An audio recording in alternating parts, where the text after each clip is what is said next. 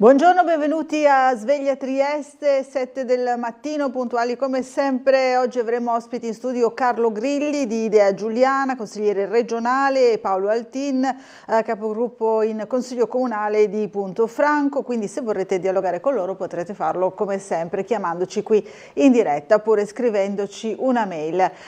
Potremo vedere anche quello che succede in città con i nostri collegamenti esterni, ma andiamo subito a vedere che tempo farà nei prossimi giorni con il sito dell'ARPA Osmer. Allora andiamo a vedere subito le giornate di oggi e dei prossimi giorni. Oggi martedì 6 maggio, cielo in prevalenza nuvoloso, coperto con piogge intermittenti, rovesci locali temporali, piogge complessivamente che potranno essere in genere abbondanti, quota neve oltre i 2000 metri circa. Sulla costa soffierà in prevalenza vento da est moderato, mentre domani, mercoledì 7, cielo in prevalenza nuvoloso coperto, con piogge intermittenti, rovesci e locali temporali, quota neve oltre i 2000 metri circa, esattamente come oggi.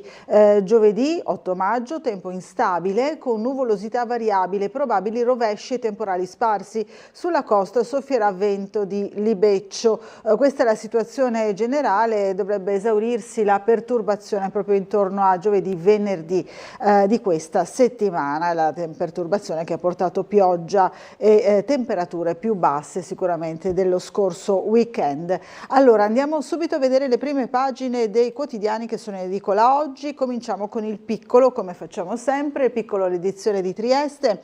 Case di riposo, entrano i privati, questo è il titolo principale. La Regione avvia nuovi accordi, pronto l'avviso pubblico per comuni, ASP e titolari di servizi autorizzati. L'assessore Riccardi, necessità di posti letto per non autosufficienti. L'obiettivo è potenziare e migliorare i servizi residenziali per anziani non autosufficienti attraverso accordi di partenariato pubblico-privato.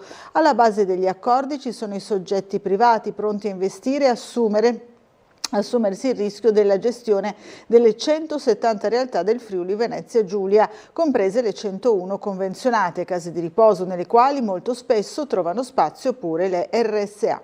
Aziende sanitarie, risultati ok, premi ai direttori, troveremo questo a pagina 3, andremo a vedere. Tra schieramenti e outsider, tutto pronto per il conclave a partire da domani. Meccanica quantistica, i 100 anni della teoria chiave della natura. Ancora l'università va al voto oggi proprio per scegliere la rettrice, resta l'ipotesi secondo turno. Anche in Piazzale Europa è pronto il comignolo ed è assai probabile che dopo il primo turno per eleggere il nuovo rettore dell'Università di Trieste la fumata sia nera. Servono 505 voti alle due candidate, Ilaria Garofalo e Donata Vianelli, per strappare oggi la successione a Roberto Di Lenarda. Le crisi internazionali, l'offensiva di Netanyahu, questa notizia campeggia su tutti i quotidiani, sulle prime pagine dei quotidiani. Israele deciso a invadere Gaza, popolazione da spostare, e poi si torna sul caso Resinovic.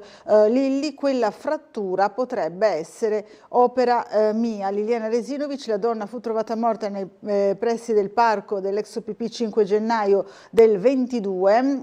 Un preparatore anatomico ipotizza che la lesione sia stata fatta in sede di autopsia, quindi post mortem, così come abbiamo spiegato anche noi ieri in un nostro servizio. C'è stato il tavolo sulla Flex, il tavolo romano, riparte dall'advisor del fondo Fair Cap. Anziana raggirata, apre la cassaforte al finto carabiniere, ancora una truffa purtroppo andata a segno. Finanzieri infoibati, a Basovizza una divisa donata dalla famiglia. Ancora calcio di Serie C, Triestina deferita con recidiva. Il Piccolo di Gorizia Monfalcone, vediamo la prima seduta del Consiglio Comunale di Monfalcone. Al debutto Fasan giura in aula, selfie, scintille, qualche momento di emozione nella prima seduta a Monfalcone. Qui vediamo l'aula del Consiglio Comunale durante il giuramento del neosindaco Luca Fasan. Ancora accordo sulla A34, ceduto a Alto Adriatico il tratto del comune per quanto riguarda Gorizia. Ancora Ronchi spinge un patto patto tra istituzioni e sodalizi per il rilancio turistico e finisce in rissa la grigliata organizzata al Parco dell'Isonzo. Ancora la Kermesse dei Golosi a Gorizia, gusti in chiave transfrontaliera, oltre 150 adesioni a pochi giorni dalla chiusura dei termini. Ottimo risultato, ma la gran parte delle richieste arriverà vicino alla scadenza del 9 maggio, dicono gli organizzatori di Gusti di Frontiera. Allora andiamo a vedere gli altri quotidiani in edicola quest'oggi, cominciamo con il Corriere della Sera. Israele pronto a occupare Gaza, Netanyahu sì al piano, invasione massiccia e attacca nello Yemen, morti e feriti. Sposteremo centinaia di migliaia di palestinesi, dice. Tensioni a Gerusalemme, timori per gli ostaggi, l'Unione Europea preoccupati. L'inchiesta caso Ultra tra i 7 arresti, il socio di Maldini e Vieri. Poi ancora Sofì Codegoni costretta a vivere con il braccialetto. Ancora qualche notizia dal Corriere. Referendum, scontro sull'invito all'astensione, la scelta degli alleati, ira dei promotori. Si accende lo scontro tra maggioranza e opposizione sul referendum dell'8 e 9 giugno. Dopo l'indicazione per l'astensione di Fratelli d'Italia, anche Forza Italia sostiene che non è obbligatorio andare a votare. AVS e PD, chi governa non dovrebbe incentivare l'astensionismo.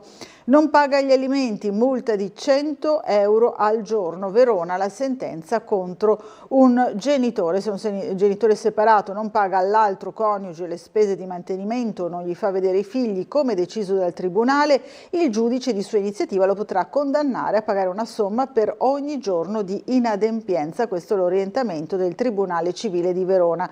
Ancora la notizia, Sinner è tornato, non ho paura, il numero 1 a Roma, c'è chi mi ha deluso ma non dico chi. Vediamo la Repubblica, invaderemo Gaza e bufera su Israele, approvato il piano Netanyahu per l'occupazione della striscia, controllo dell'acqua, del cibo e delle medicine, raid sullo Yemen, scienziati venite in Europa, vertice da Macron, irrita Roma. Ancora Sinner al foro italico, il ritorno del re, l'appello di Elkan Ademeo, Bruxelles si muova per l'auto, conclave le ultime trattative segrete. Vediamo la Stampa, spaziamo via Gaza, questo è il virgolettato che fa da titolo, virgolettato immaginiamo appunto di Netanyahu, pronta l'invasione massiccia, trasferiremo i palestinesi, la protesta dell'ONU, ostaggi, la rabbia delle famiglie. Nuovo nucleare, sì o no, il dialogo buono Tozzi, Picchetto per le scorie, un impianto non basta. Scontro sul nome del Papa, il conclave parte al buio, ancora stallo tra i cardinali, oggi l'ultima congregazione, domani le votazioni.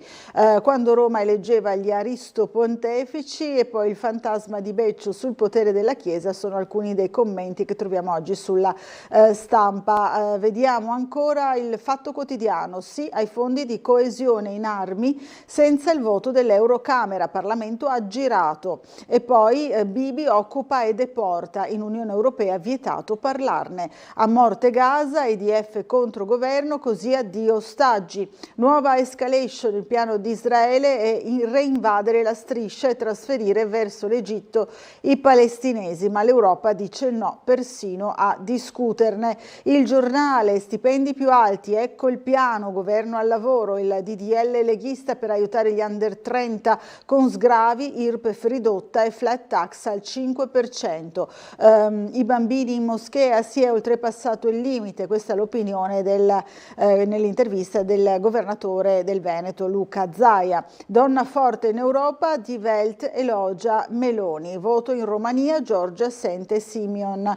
Tensione fra esercito e governo, Israele promette, così invaderemo Gaza. Via libera di Netanyahu all'operazione palestinesi spostati a sud. Vediamo Libero, tornano i negozi vietati agli ebrei, vergogna a Napoli. Dopo il caso degli israeliani cacciati dal ristorante, regalati agli esercenti adesivi con la scritta sionisti non benvenuti. Israele prepara la resa dei conti a Gaza, maxi raid sullo Yemen. Un maggio da record, uno sciopero al giorno, altro che festa del lavoro. C'è questo articolo anche oggi su Libero. Poi ancora l'astensione grave solo se la fa la destra, sinistra ipocrita sui referendum. Il Sole 24 Ore, Netanyahu, invasione massiccia di Gaza, sarà spostata la popolazione. Poi ricercatori, scontro sul piano UE. Domani Netanyahu vuole occupare Gaza, faremo deportazioni di massa, raid sugli Houthi nello Yemen, Ucraina, Putin prende tempo e Trump attacca Hollywood. Il governo di destra approva un piano militare che prevede un'invasione massiccia a Gaza e allarme dell'ONU. Il premier: sfolleremo gli abitanti per la loro stessa sicurezza, ma il rischio è la pulizia etnica finale. Villa Varese, Orbán attacca domani. Dopo lo scoop sulla Magione comprata da un fondo vicino al governo, il despota minaccia, appunto, i giornalisti che hanno realizzato questo scoop. Allora torniamo al piccolo, il piccolo di Trieste. Abbiamo visto appunto anche la notizia in prima pagina, l'abbiamo data anche noi ieri, sul fatto della Triestina, sul fatto che la Triestina fosse inadempiente riguardo alle scadenze fiscali del 16 aprile. Non c'erano dubbi e infatti il procuratore federale, dopo la segnalazione della Covisoc, ha deferito al Tribunale Federale Nazionale, sezione disciplinare, la Triestina e i rispettivi legali rappresentanti e dirigenti per violazioni di natura amministrativa. Ancora sempre sulla prima pagina, come abbiamo visto qui, si torna appunto sul caso Resinovic. La donna, viene ricordato, fu trovata morta nei pressi del parco, all'interno del parco in realtà dell'ex OPP, il 5 gennaio 2022. Lilli: quella frattura potrebbe essere opera mia, dice ora un preparatore anatomico che ipotizza che la lesione sia stata fatta in sede di autopsia. Sulla frattura appunto al collo di Liliana si era concentrato anche il servizio realizzato ieri dal nostro Gianluca Paladin, ipotizzando appunto che fosse una frattura che è avvenuta insomma post mortem. Rivediamo insieme il nostro servizio. La frattura sulla vertebra T2 potrebbe essere l'elemento chiave per rispondere alla domanda più importante. Liliana Resinovic è stata uccisa tramite strangolamento dopo essere stata sorpresa da qualcuno alle spalle, oppure quella lesione risale dopo la morte? È questo un punto sul quale i periti, fra quelli incaricati dalla procura e quelli nominati dalle parti, non sono d'accordo. Tecnicamente parliamo della vertebra toracica sotto la base del collo, che, come ha rilevato anche lo studio dell'antropologa forense Cristina Cattaneo, presenta un'intaccatura, un piccolo infossamento sopra la linea di frattura. Le caratteristiche generali di tale frattura, si legge nella consulenza medico-legale del pool di esperti nominati dalla procura per la seconda autopsia sul corpo di Liliana, sono tipiche di un aspetto perimortale, il che significa che la lesione risale a poco prima o poco dopo il decesso.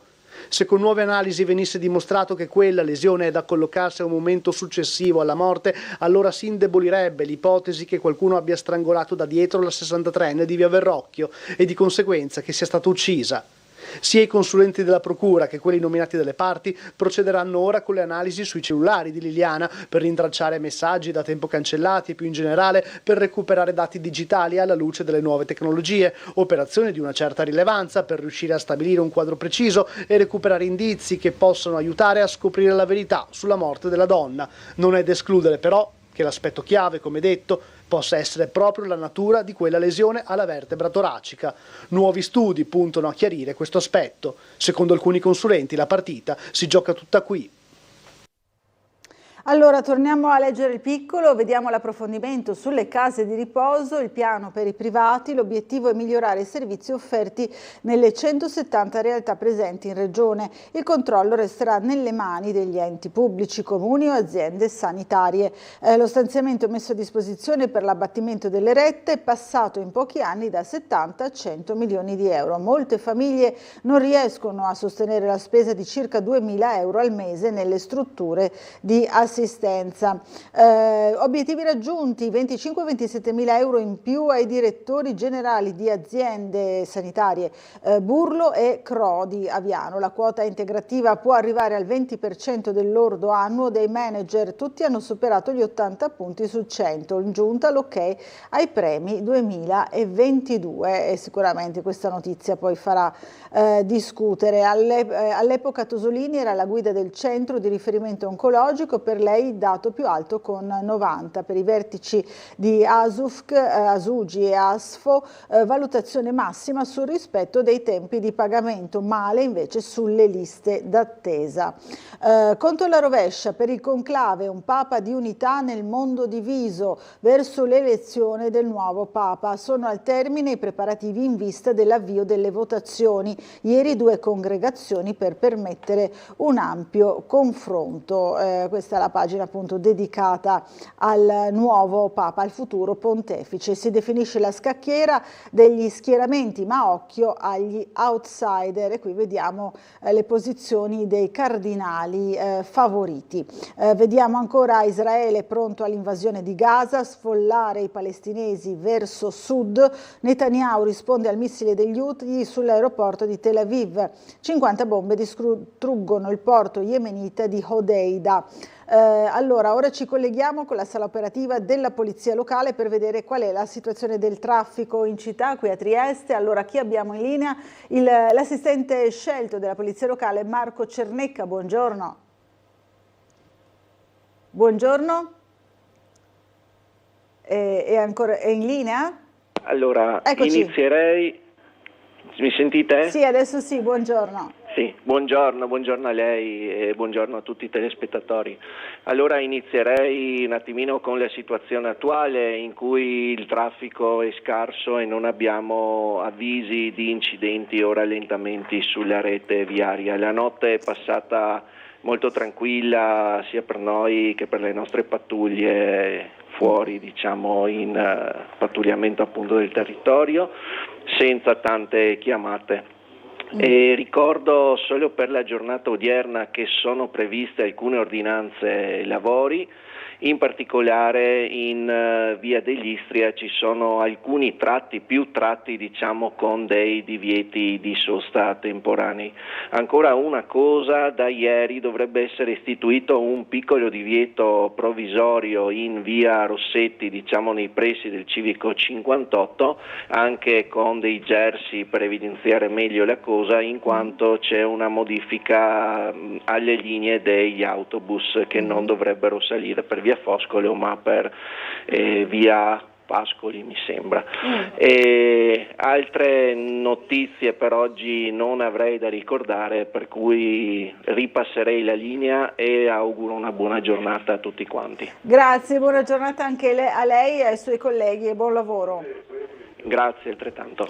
Allora, torniamo a leggere il giornale, vediamo le notizie dell'attualità. La mafia nelle curve di San Siro, 7 arresti, sono accusati di usura e estorsioni, in manette anche Mauro Russo, ex socio di Paolo Maldini e Bobo Vieri. Dal clan Bellocco prestiti usurai al 400%, pizzo sui parcheggi intorno allo stadio per evitare che le auto andassero a fuoco. Capoturno di 58 anni muore risucchiato da un macchinario a Brendola, l'azienda costernati e vicini alla famiglia. Per i giudici si è trattato di un fatto tenue, sei un ciccione, al compagno tutti prosciolti gli alunni bulli a Firenze. Crolla una palazzina, feriti 4 operai in Salento e poi focus su agende e prescrizioni, liste d'attesa da smaltire, accordo Lombardia-NAS. Si parla ancora della Flex, il tavolo ministeriale della crisi Flex, oggi Adriatronics riparte dall'advisor di Faircap. Il consulente presenta il piano, 2 imprese interessate al subentro e altre 203 contattate per proporre il sito. Rivediamo insieme il nostro servizio sul tavolo appunto a Roma di ieri al Ministero. Vediamo.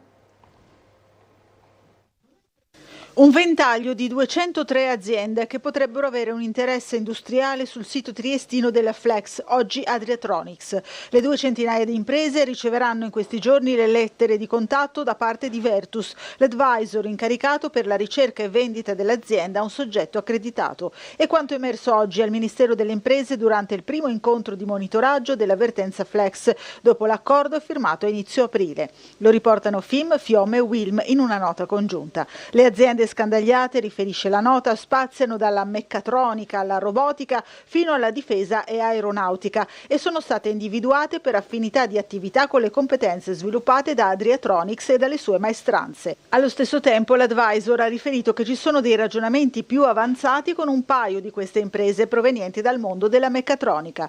Vertus ha anche dato un'idea sui tempi d'avanzamento da qui a settembre e ha confermato di avere un ampio mandato per la vendita anche a società in concorrenza con Flex. Entro fine maggio si punta a raccogliere i primi riscontri, mentre a giugno si punta ad avere 1 o 2 manifestazioni vincolanti di interesse, per poi andare a finalizzare un'eventuale trattativa nei mesi successivi fino a settembre. Da parte dei sindacati è stata ribadita la necessità che il sito sia interamente ceduto a un soggetto accreditato e che non vi siano soluzioni diverse di partnership che potrebbero minare l'integrità della fabbrica e della forza lavoro. Il prossimo tavolo a Roma è in programma il 24 giugno. Allora andiamo ancora avanti, vediamo appunto altre notizie all'interno del piccolo di Trieste. Vediamo che gli alpinisti Meroi e Bennett aprono una nuova via per la cima del Cabru dal versante nepalese. I friulani e lo slovacco Hamor puntano allo Yalung Peak. Risultato straordinario dopo 2 settimane di forti nevicate e venti. Ancora sempre sul piccolo per la CGIL più di 200 in lizza per l'RSU del comparto unico, l'assemblea in vista del rinnovo. Doppia presidenza bis per Fratelli d'Italia in consiglio regionale, eletti Maurmair e Balloch con 29 preferenze ciascuno. La provocazione, c'è chi ha votato per il generale Vannacci. Omnibus, dibattito in aula sugli incentivi per gli insediamenti industriali, successo ieri in Consiglio regionale. Vediamo ancora proteggersi dai raggi UV con un clic sul telefonino. Da oggi disponibili sul sito di ARPA le previsioni sull'esposizione agli ultravioletti. L'accuratezza viene garantita dall'impiego di dati satellitari e geolocalizzazione. Qui vediamo quindi sul portale web di ARPA Friuli Venezia Giulia i cittadini possono ora visualizzare in tempo reale l'indice UV del proprio comune. Ne abbiamo parlato anche noi ieri con un nostro servizio proprio in chiave preventiva per i danni che può causare il sole sulla pelle, quindi per quanto riguarda le possibili patologie che sono purtroppo molto diffuse nella nostra regione. Rivediamo insieme il servizio.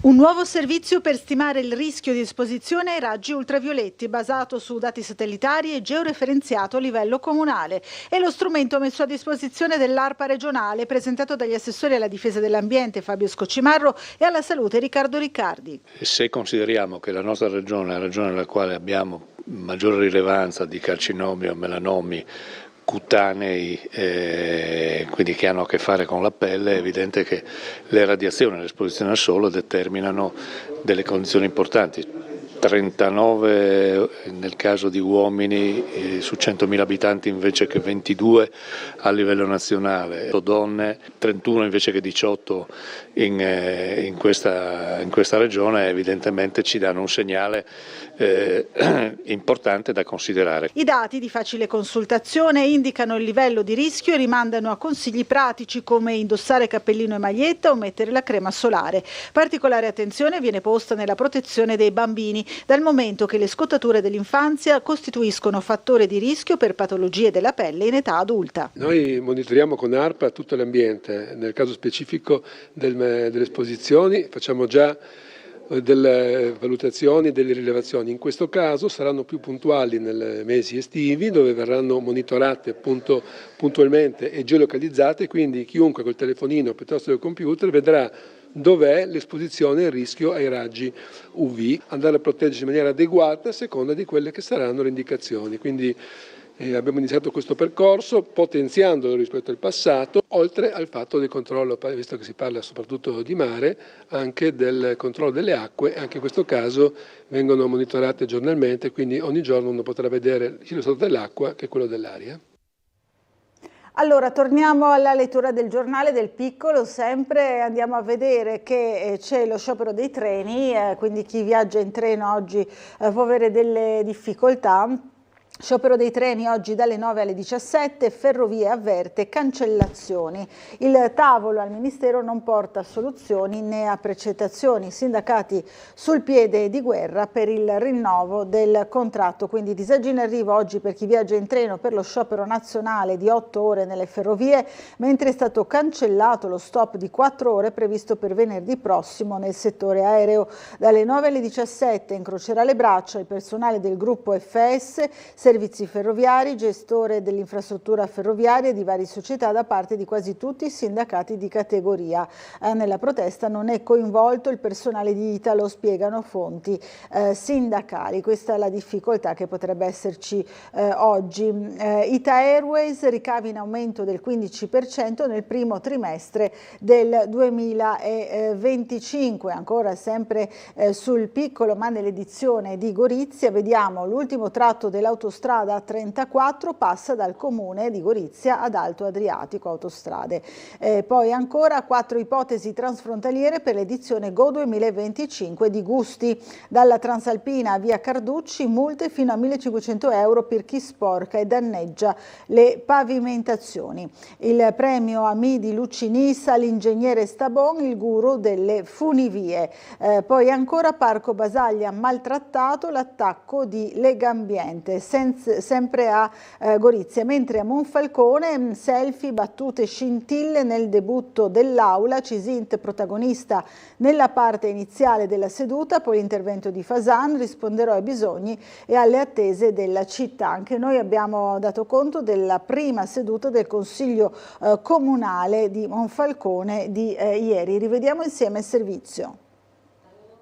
Primo consiglio comunale per l'amministrazione Fasan stamane a Monfalcone. A presiedere l'aula è stata l'ex sindaco Anna Maria Cisint come consigliere anziano, ovvero che ha ricevuto il maggior numero di preferenze in maggioranza, e subito l'aula ha dato via libera alla convalida degli eletti e alla surroga del consigliere dimissionario Luca Zorzenon di Fratelli d'Italia, neo assessore, e la conseguente convalida del primo dei non eletti nella stessa lista, Luis Resuli. Presidente dell'aula è stato eletto il giovane Gabriele Bergantini della lista Cisint, che ha ottenuto 19 preferenze, mentre vicepresidente è con 6 preferenze Alessandro Saullo, indicato da Diego Moretti. Come previsto, in seguito al mancato ingresso in giunta, Francesco Volante di Forza Italia è passato all'opposizione. Il segretario regionale del partito, Sandra Savino, ha così commentato la frattura politica a Monfalcone, tutt'altro che sanata. Sarà la nostra una posizione costruttiva, come è nel nostro DNA, però saremo sicuramente in opposizione. Non abbiamo bisogno di tutelare poltrone o incarichi, ma semplicemente abbiamo una linea politica ben chiara e abbiamo soprattutto la necessità, come noi abbiamo sempre fatto, che le parole date vengano mantenute. Dopo la relazione del sindaco Luca Fasan, confermati tutti gli assessorati e le deleghe ai consiglieri già annunciati anche a seguito del rimpasto lampo della giunta, che ha visto assegnare il ruolo di vice sindaco a Marta Calligaris, assessore tecnico, al posto di Zorzenon che mantiene l'assessorato. A Sabina Cauci è stata attribuita la delega consiliare all'arredo floreale. Allora, ancora sempre sul Consiglio Comunale di ieri di Monfalcone, sempre sul Piccolo, vediamo che c'era in aula naturalmente anche il consigliere di Forza Italia Volante, ne abbiamo parlato nel servizio. Il forzista non ha preso la parola ma ha diffuso una nota zeppa di sarcasmo, ironizza Volante sull'efficacia della delega antiradicalismi. Al voto Francesco Volante non ha mandato segnali belligeranti, ha appoggiato pure la nomina di Gabriele Bergantini Bergantini, giovane che stimo, ha tenuto però a specificare a chi ieri si occupava delle cronache che in questo scranno all'ultimissima fila, in genere usato proprio dalla stampa, non c'è finito di sua volontà, bensì mi ci hanno messo. Un segnale anche questo, Volante ieri è giunto con le idee chiare, aveva un intervento in tasca che però non ha avuto occasione di pronunciare, l'ha voluto ugualmente diffondere e dicendo che in aula farà un'opposizione costruttiva, come abbiamo sentito appunto dalle parole della segretaria regionale di Forza Italia Sandra Savino. Vediamo anche l'opposizione, appunto il PD chiede garanzie sul rispetto degli eletti, non sono un appendice dell'amministrazione. Morsolin solleva il caso della mancata trasmissione del testo con le linee programmatiche. Percuzzi deposita la prima mozione. Qui vediamo appunto i protagonisti dell'opposizione. Il neopresidente dell'Assemblea Bergantini dice grato e orgoglioso di questo incarico, è uno dei più giovani appunto consiglieri eletti. Qui vediamo a Sabina Cauci, esclusa dalla giunta nonostante il risultato della civica di Cisint, formalizzata ieri la delega a fiori e piante, come abbiamo già detto appunto nel servizio. Vediamo qui da un calcio alla brace la grigliata a Turriaco si trasforma in rissa, l'episodio di violenza nel parco dell'Isonzo, indagano i carabinieri, i tizzoni hanno raggiunto un uomo innescando la zuffa, un testimone dice ho visto brandire pure un coltello, insomma è stata una gita movimentata. A Marina Iulia una corsa camminata per cani e padroni, domenica prossima la prima edizione. Ci fermiamo per una piccola pausa pubblicitaria, fra pochissimo.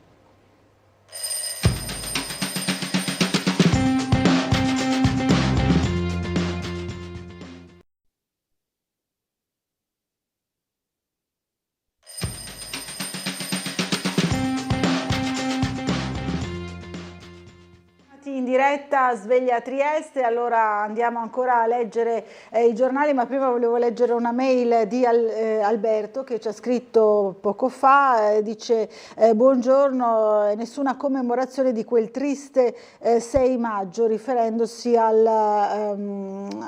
terremoto appunto di 49 anni fa. Qui c'è la pagina di allora del Messaggero Veneto che oggi viene riportata dal Piccolo, catastrofico terremoto in Friuli alle 21, una scossa sismica, era appunto il 6 maggio del 76, una scossa sismica dell'8° grado della scala Mercalli, ha devastato Maiano, Buia, Gemona, Osoppo, Magnano, Artegna, Colloredo, Tarcento, Forgaria, Vito d'Asio e molti altri paesi della Pedemontana. Generosa opera di soccorso per estrarre le vittime dalle macerie. A Udine e in tutti i centri della regione una notte di paura e di veglie all'aperto. L'alba ci mostra i segni dell'immane disastro, tanti morti, quindi il sisma che era di magnitudo 6,4 secondo la scala Richter, quella che viene usata oggi, allora si parlava appunto di scala Mercalli, del 6 maggio del 76, che colpì in particolare la media valle del fiume Tagliamento, danneggiando gravemente oltre 100 paesi nelle province di Udine e Pordenone.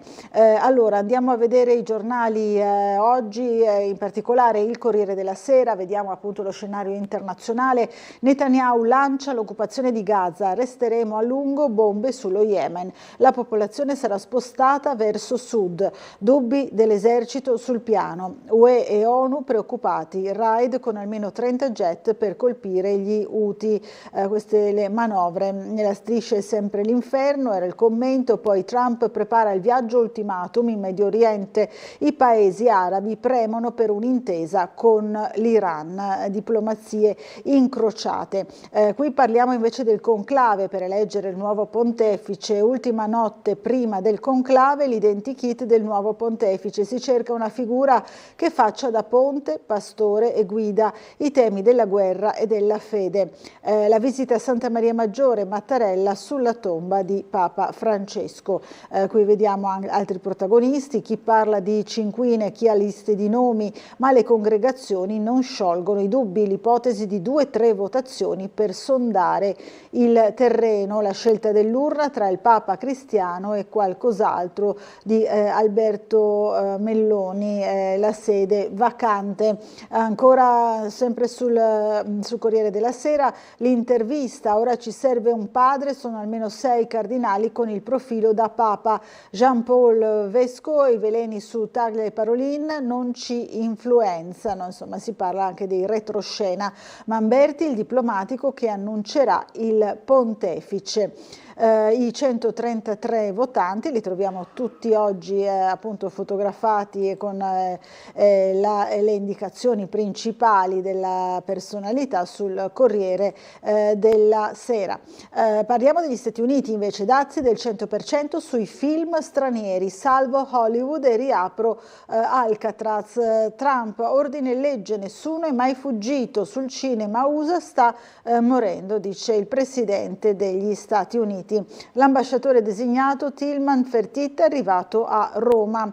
Sempre sul Corriere della Sera rimaniamo ancora, qui ci sono alcuni post, questi tutti meme del presidente, dal finto endorsement strappato a Taylor Swift alla spada laser di Guerre Stellari, una campagna fondata sull'intelligenza artificiale, dettando i tweet a un portaborse. Ancora vediamo sempre sul Corriere della Sera, primo piano, Ucraina, la mossa del Cremlino, serve un vertice tra Putin e Trump, il messaggio mentre il Pentagono starebbe valutando di spostare missili Patriot in Ucraina. Ancora una notizia, Romania, il premier si dimette, ora gli europeisti provano a unirsi.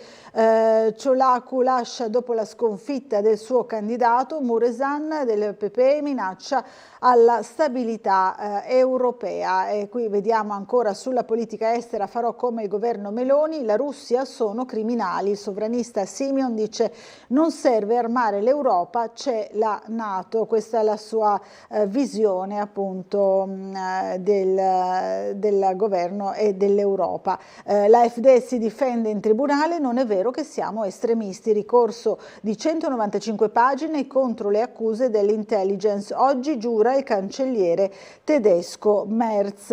Andiamo nuovamente sul il piccolo di Trieste. Ieri c'è stato l'ok al rendiconto dell'autorità portuale, avanzo generale da 283 milioni di euro, in buona parte risorse impegnate per gli investimenti sulle infrastrutture sostenuti dal PNRR.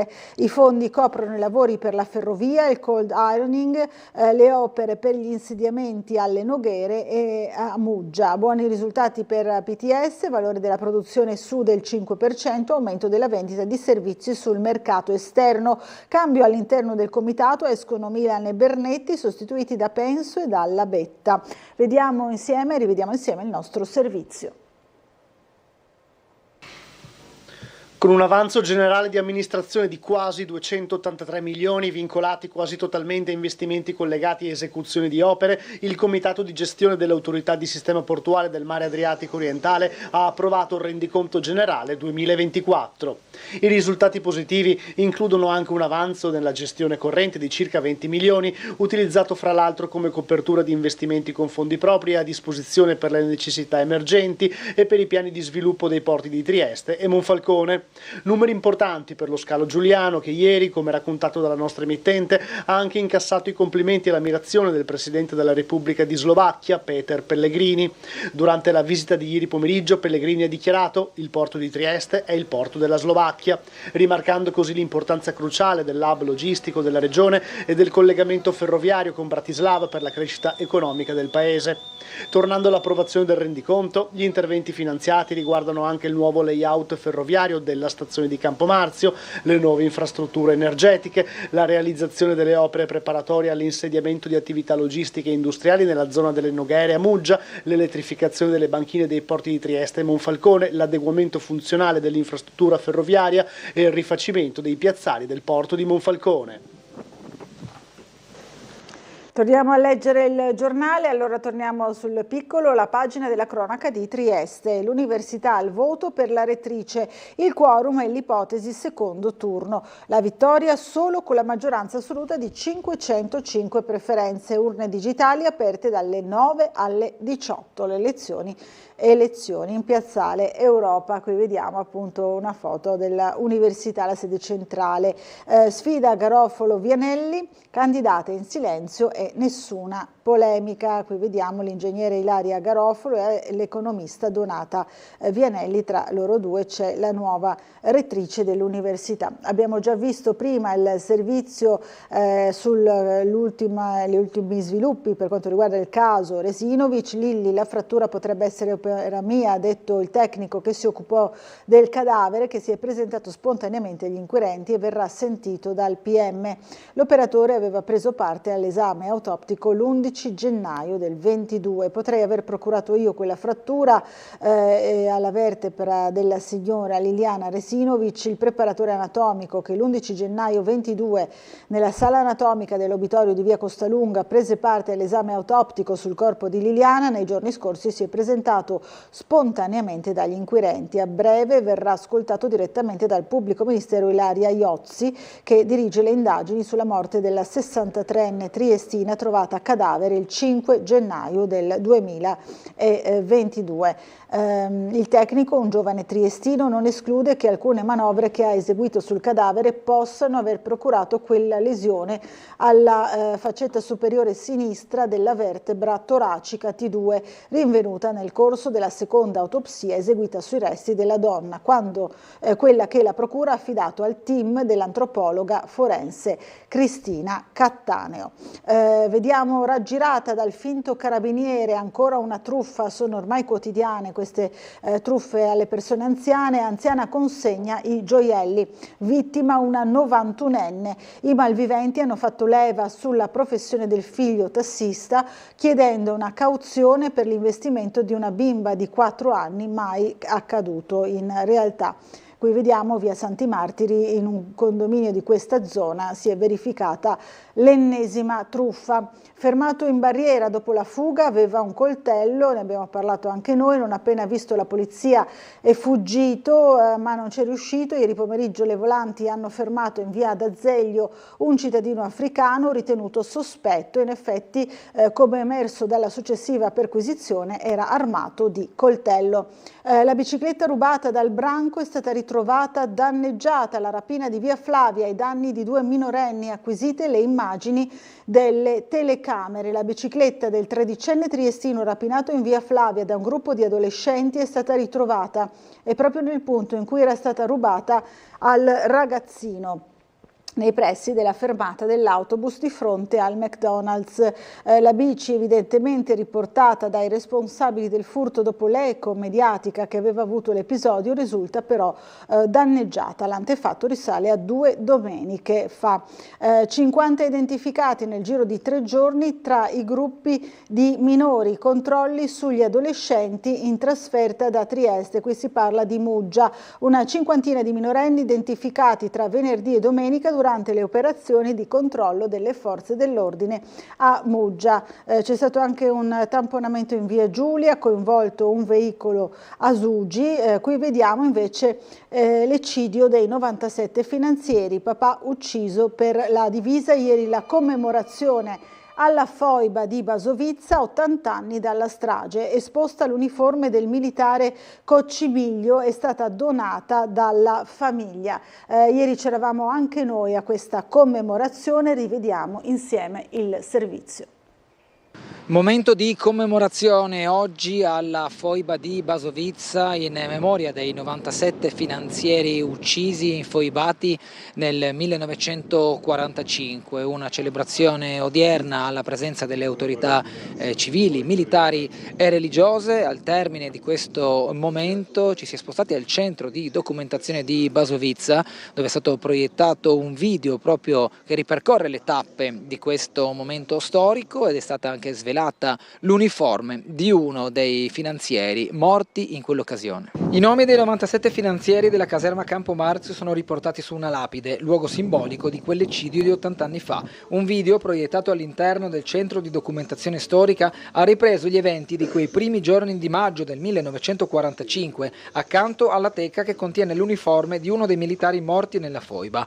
I messaggi delle autorità hanno rimarcato il forte senso di vicinanza alle forze armate, alle famiglie delle persone morte e al senso di una memoria che va conservata e tramandata, in particolare a quelle giovani generazioni che possono non avere un collegamento diretto come grado di parentela capace di raccontare una storia vissuta in prima persona. Una pagina dolorosa per Trieste, per l'Italia, per la storia, ma noi siamo qui oggi nell'80° anniversario a ricordare questi 97 finanzieri che sono stati trucidati e che avevano l'unico loro tentativo era stato quello di difendere la loro patria, difendere la loro città.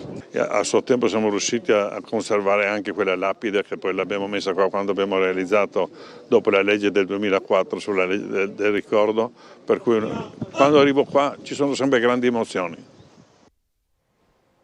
Allora, queste anche le parole del sindaco di Trieste, Roberto Di Piazza. Vediamo, ci spostiamo per un momento a Grado, che sono in partenza i lavori per rifare il molo fra diga e spiaggia GIT, area di cantiere interdetta da ieri fino al prossimo 18 giugno per il ripristino del pennello rovinato dalla mareggiata del 2023. Ex clinica di Santa Eufemia, convenzione rivista per fermare il degrado. Il sindaco di Grado, Corbatto, ribatte alla posizione in corso grazie al PNRR l'iter per la Casa della Comunità con funzioni socio-assistenziali. Torniamo a Trieste, qui altre commemorazioni, mazzo di fiori sul cippo dei poliziotti infoibati, l'iniziativa del sindacato SAP e poi onore ai caduti del 5 maggio del 45. La cerimonia organizzata dal Comune Lega Nazionale si è svolta ieri in via Imbriani con la consueta deposizione della corona d'alloro.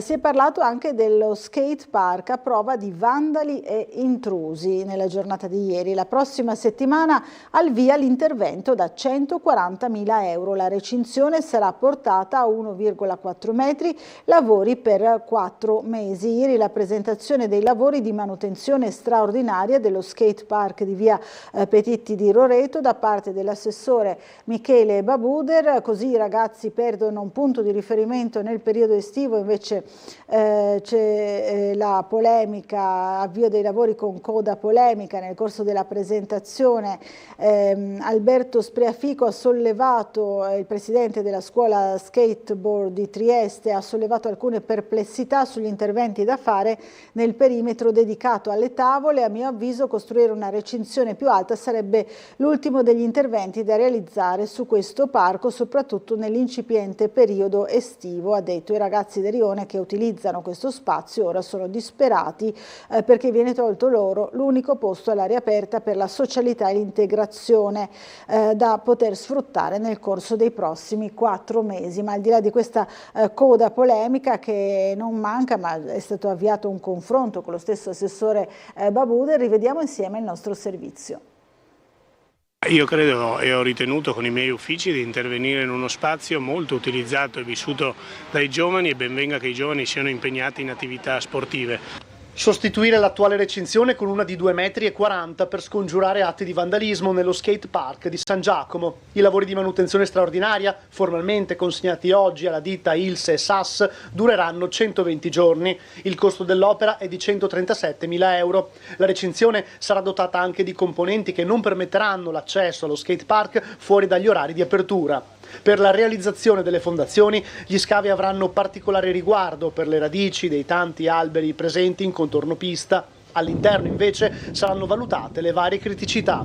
E soprattutto anche per venire incontro ad alcune esigenze dei residenti qui vicino, che ovviamente sentivano di notte giocare oppure utilizzare in maniera maldestra queste medesime strutture, per cui ben venga se ci saranno occasioni di confronto anche con chi utilizza maggiormente questo impianto, però va anche tutelato, e tutelarlo vuol dire anche innalzare questa recinzione, evitare che ci siano di atti di vandalismo. Come potete vedere alle nostre spalle c'è una panchina che è stata divelta da altre parti, le strutture di ricovero di alcuni manufatti, di alcuni skate sono state rotte, per cui si provvederà sia da un punto di vista di sicurezza nell'impedire scavalcamenti notturni, sia anche nell'adeguare quelli che sono le coperture, le fughe, piccoli elementi che potrebbero consentire una migliore fruizione ai giovani skater. Allora, ancora sul giornale, la pagina delle culture, andiamo a vedere Asma Amal, tecnologia totale, estratto da Tecnopolitica della scienziata politica che stasera inaugura il Festival al Miele in dialogo col direttore Paolo Giordano. Quindi vediamo RIP, Ridi in pace, affresco triestino a tema funerario, invece la pubblicazione. Ancora Caracciolo, l'ora lo spazio, il teatro di una partita per chi controlla la terra, il direttore di Limes presenta il nuovo numero a Udine nell'ambito di Vicino Lontano, militarizzazione in corso, dice, e poi assaporare il momento insieme a Colautti, punto critico, 15 stagioni, un pubblico fedele, la voglia di mettersi ancora in gioco.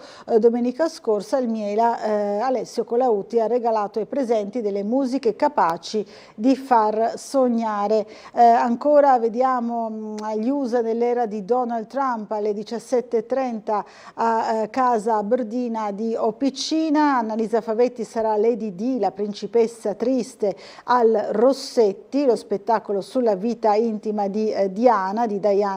E poi ancora lo sport, deferimento con recidiva per la Triestina, confermate le inadempienze su IRPEF e sui contributi INPS.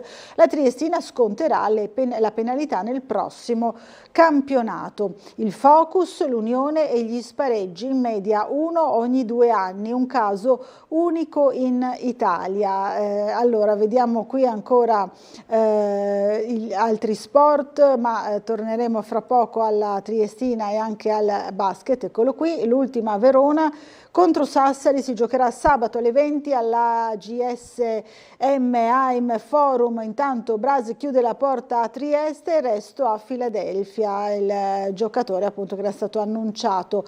Futurosa Mura, bilancio positivo, ripartiamo da qui, ma torniamo appunto alla pallacanestro Trieste con il nostro servizio sulla sconfitta a Varese e la situazione proprio in vista della partita contro Sassari a Verona. Vediamo insieme il servizio. Trieste fallisce l'aggancio all'Europa sul parquet di Varese, festa da sesto posto matematico probabilmente solo rinviata, anche se il linguaggio del corpo dei biancorossi a Masnago non è stato dei migliori in prospettiva play-off. La squadra di Christian è rimasta in partita fino alla fine, ma contro un'avversaria che non ha fatto nulla di straordinario per vincere, 85-80 il finale, affidandosi a soluzioni individuali su cui la difesa giuliana non ha funzionato a dovere.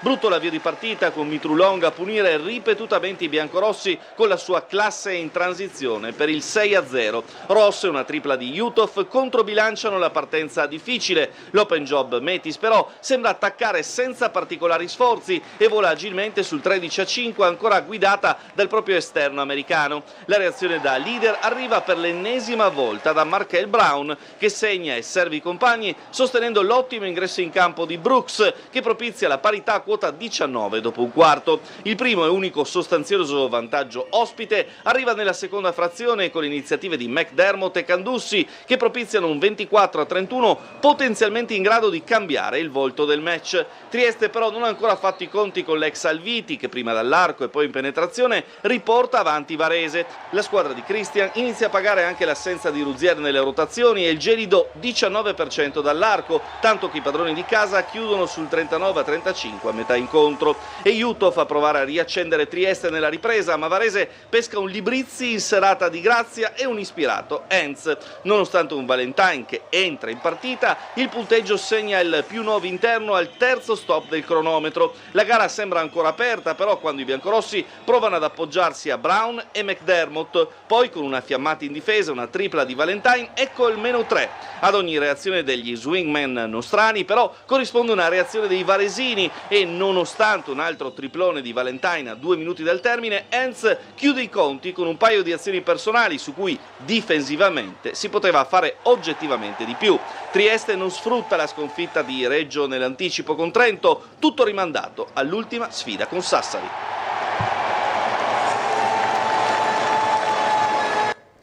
Torniamo ancora per qualche minuto a leggere i giornali, vediamo che sul Corriere della Sera si parla ancora del referendum, dei referendum, sul referendum si accende lo scontro, Forza Italia non votate, ira delle opposizioni, Tajani scelta politica, anche la Lega per l'astensione, Landini messaggio pericoloso.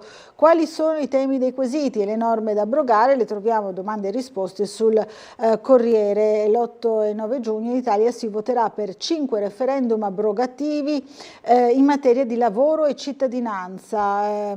Sui licenziamenti si chiede l'abrogazione del tetto all'indennità dei licenziamenti delle imprese con meno di 16 dipendenti. Anche il terzo quesito rivede il Jobs Act, cosa intende cambiare, viene insomma fatta un'analisi di quelli che sono i quesiti referendari. Riccardo Maggi di Più Europa, i partiti di governo gettano la maschera, temono il popolo, e poi Paolo Barelli di Forza Italia, una resa dei conti tra le anime del PD, non partecipiamo. Ancora vediamo il centrodestra vede la prima vittoria a Bolzano, vicino all'intesa con la SVP e avanti in vista del ballottaggio, il partito tedesco, fra virgolette, è il più votato. Inchiesta Ultra, altri 7 arresti, c'è il socio di Vieri e Maldini, Milano, l'accusa di aver favorito il clan Bellocco, le rivelazioni di Beretta. Poi l'Atalantino ucciso, la madre al colpevole, vai a consegnarti, è successo a Bergamo. Poi ancora non paga il mantenimento, il padre punito dal giudice, 100 euro in più al giorno, la decisione del Tribunale di Verona in base alla legge Cartabia. Ancora sempre sul Corriere della Sera, per quanto riguarda gli esteri, fondi per i cervelli in fuga da Trump, piano Macron-Ursula, gelo dell'Italia, l'annuncio alla Sorbona dopo le minacce USA. Bernini, noi abbiamo già stanziato 50 milioni. Da ministro non ho bei ricordi, oggi dirigo gratis un teatro, ero sempre accanto a Berlusconi, per me fu un uomo indecifrabile.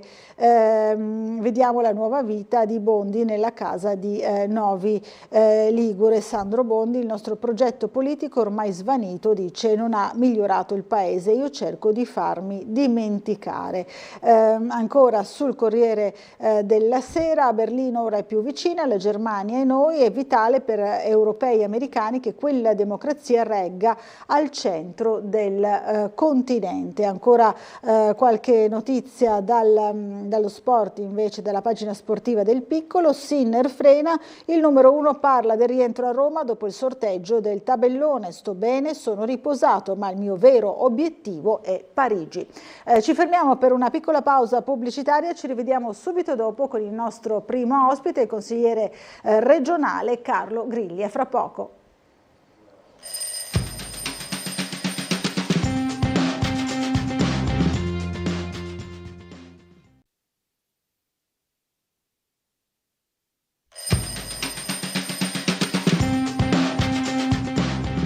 Bentornati in diretta, 8:05 del mattino, diamo subito il buongiorno al consigliere regionale Idea Giuliana Carlo Grilli. Buongiorno, ben arrivato. Buongiorno Laura, buongiorno a tutti i telespettatori e ancora auguri, allora, buon compleanno, visto che era il compleanno di Laura ieri. Sono arrivato qui con un regalo, un piccolo pensierino per il mio compleanno, grazie, ecco. Grazie davvero a Carlo Grilli, lo ricordiamo, consigliere regionale eletto poi nella lista Federica Presidente Federica, e poi che ha formato insomma insieme ad altre personalità politiche. Sì, Idea Giuliana è un progetto corale, infatti, e questo credo sia anche la nostra forza. È vero, insomma, ne abbiamo parlato più volte, continueremo sicuramente a parlarne perché insomma, sono sempre nuove le iniziative che propone questo nuovo soggetto. Potremmo già cominciare così Ecco, no? cominciamo subito. Cominciamo dai, subito, sabato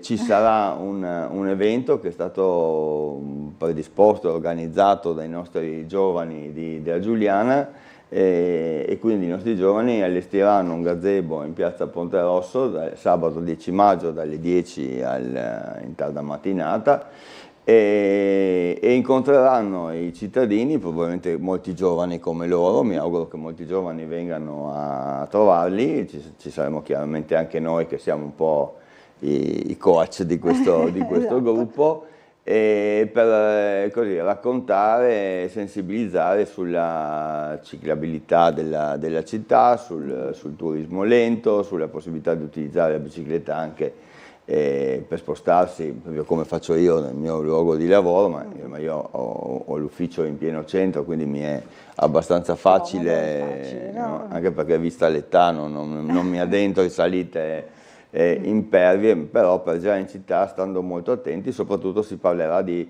educazione stradale, perché al di là delle strade e delle zone ciclopedonali il tema molto forte è l'educazione. L'educazione da parte in primis dei ciclisti, ma anche dei pedoni, degli automobilisti, cioè bisogna far capire che la bicicletta è un mezzo per spostarsi, in città è un buon mezzo per spostarsi, ma bisogna tenersi alle regole che il codice della strada impone e quindi io credo che con una educazione stradale importante ed essenziale, perché un colpo di una macchina su una bicicletta, chiaramente che è un mezzo molto leggero, può provocare dei danni anche alle persone, si parlerà anche di assicurazioni, si parlerà di tutte le cose che in qualche maniera coinvolgono il mondo delle biciclette, e quindi è un momento anche per incontrare nuovi giovani, augurandoci anche che qualche giovane venga incuriosito della Giuliana e perché no possa anche iscriversi al nostro movimento, perché di giovani ne abbiamo assolutamente bisogno, i nostri sono molto determinati e stanno lavorando molto bene, ci stanno regalando grandi soddisfazioni e io auguro a loro un proseguimento molto, molto fruttuoso per quello che è un servizio alla città. Alla città, giovani e donne, questa è una cosa che diciamo che Idea Giuliana è molto donna, Idea Giuliana è molto donna ed sono un gruppo di donne veramente professionalmente molto preparate, perché sono professioniste, insegnanti, avvocati, ma anche mamme, certe volte quello e quello. Tanto è vero che durante il nostro incontro che abbiamo organizzato alla fine di aprile abbiamo voluto inserire uno spazio dedicato ai bambini, proprio perché se qualche genitore, perché insomma certamente le mamme sono in prima linea, però non dimentichiamoci anche i papà. Ecco, se qualche famiglia era accompagnata da un bambino, era giusto che potesse partecipare tranquillamente, ma che il bambino avesse l'opportunità di trovare uno spazio dove giocare. È un qualcosa sicuramente di nuovo, ma noi ci tenevamo tanto proprio perché per dare questo segnale di attenzione e per fare in modo che tutti potessero partecipare. Alle famiglie. Allora, una telefonata, buongiorno, chi è in linea con noi? Viva le donne, viva le donne. Idea Giuliana. Grazie alla gentile centralinista signorina Giorgia e alla regia che mi manda in onda.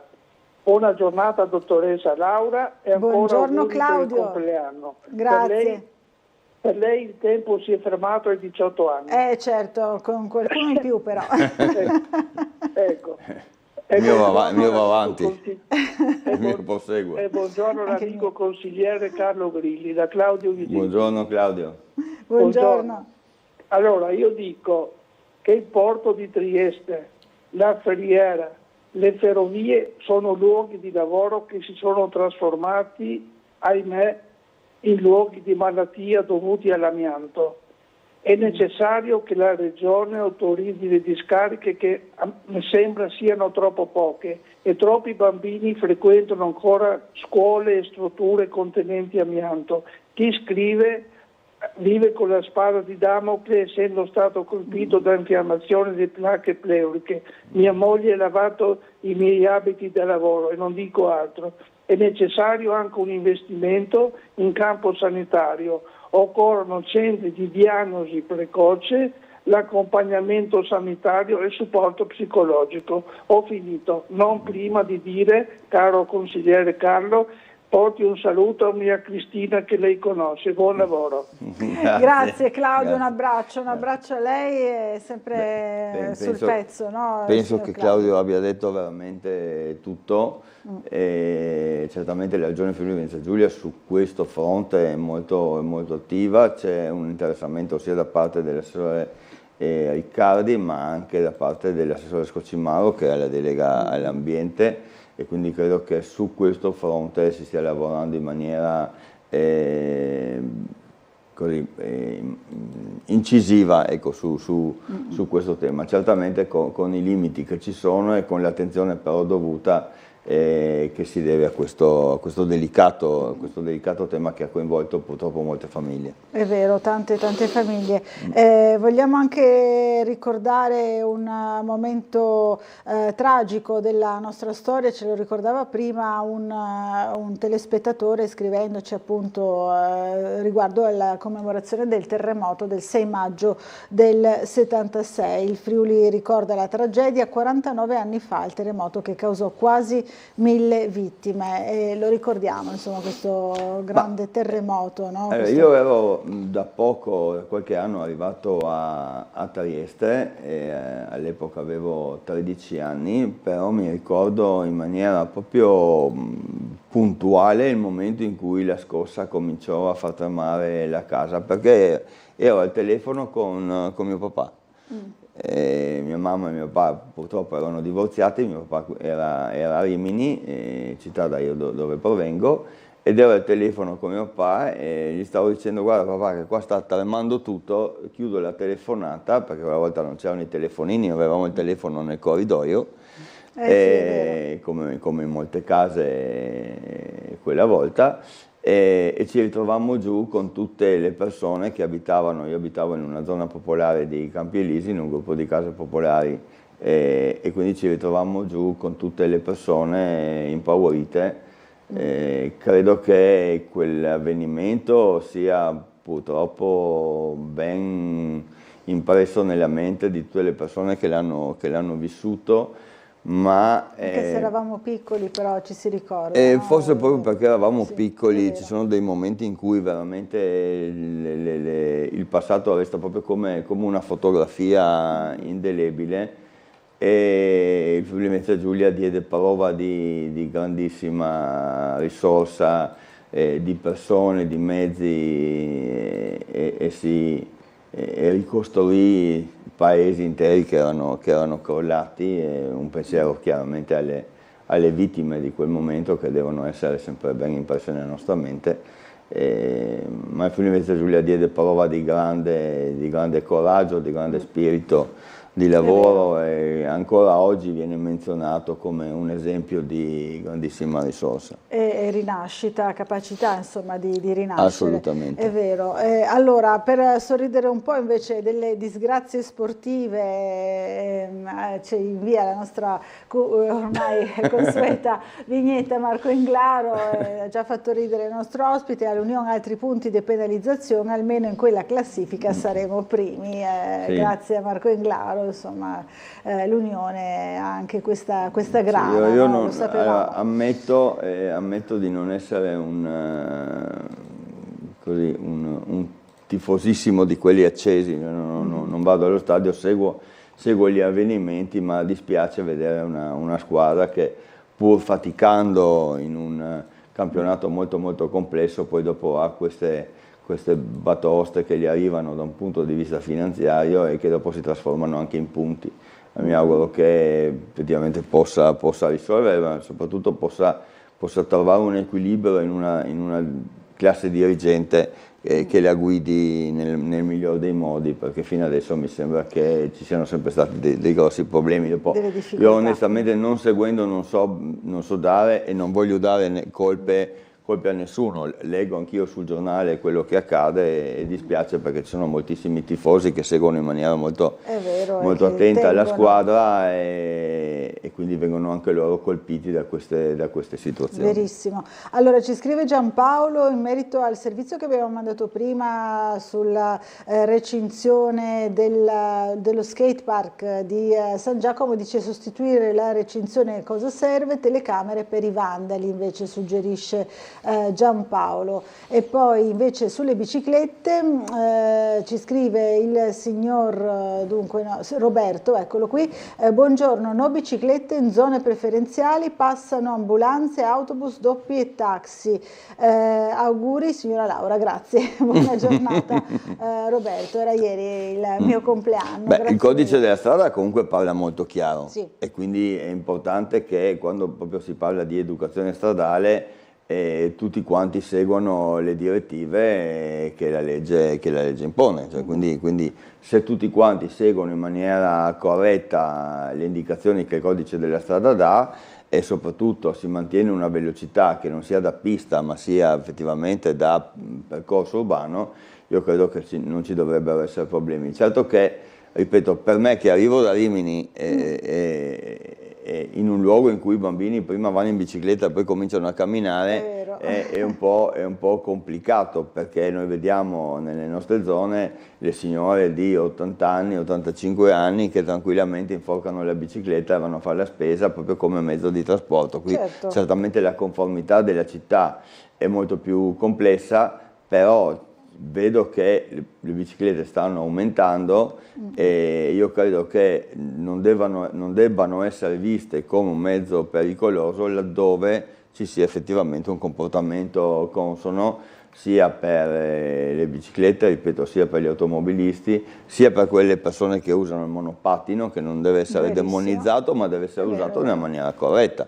Cioè, se tutti quanti si adoperano ad utilizzare in maniera corretta, io credo che tutti si possa convivere in maniera più serena. Si può convivere assolutamente, e questo è un tema che crea dibattito, perché sappiamo insomma delle difficoltà, delle resistenze anche da parte di molti triestini verso l'uso della bicicletta in particolare.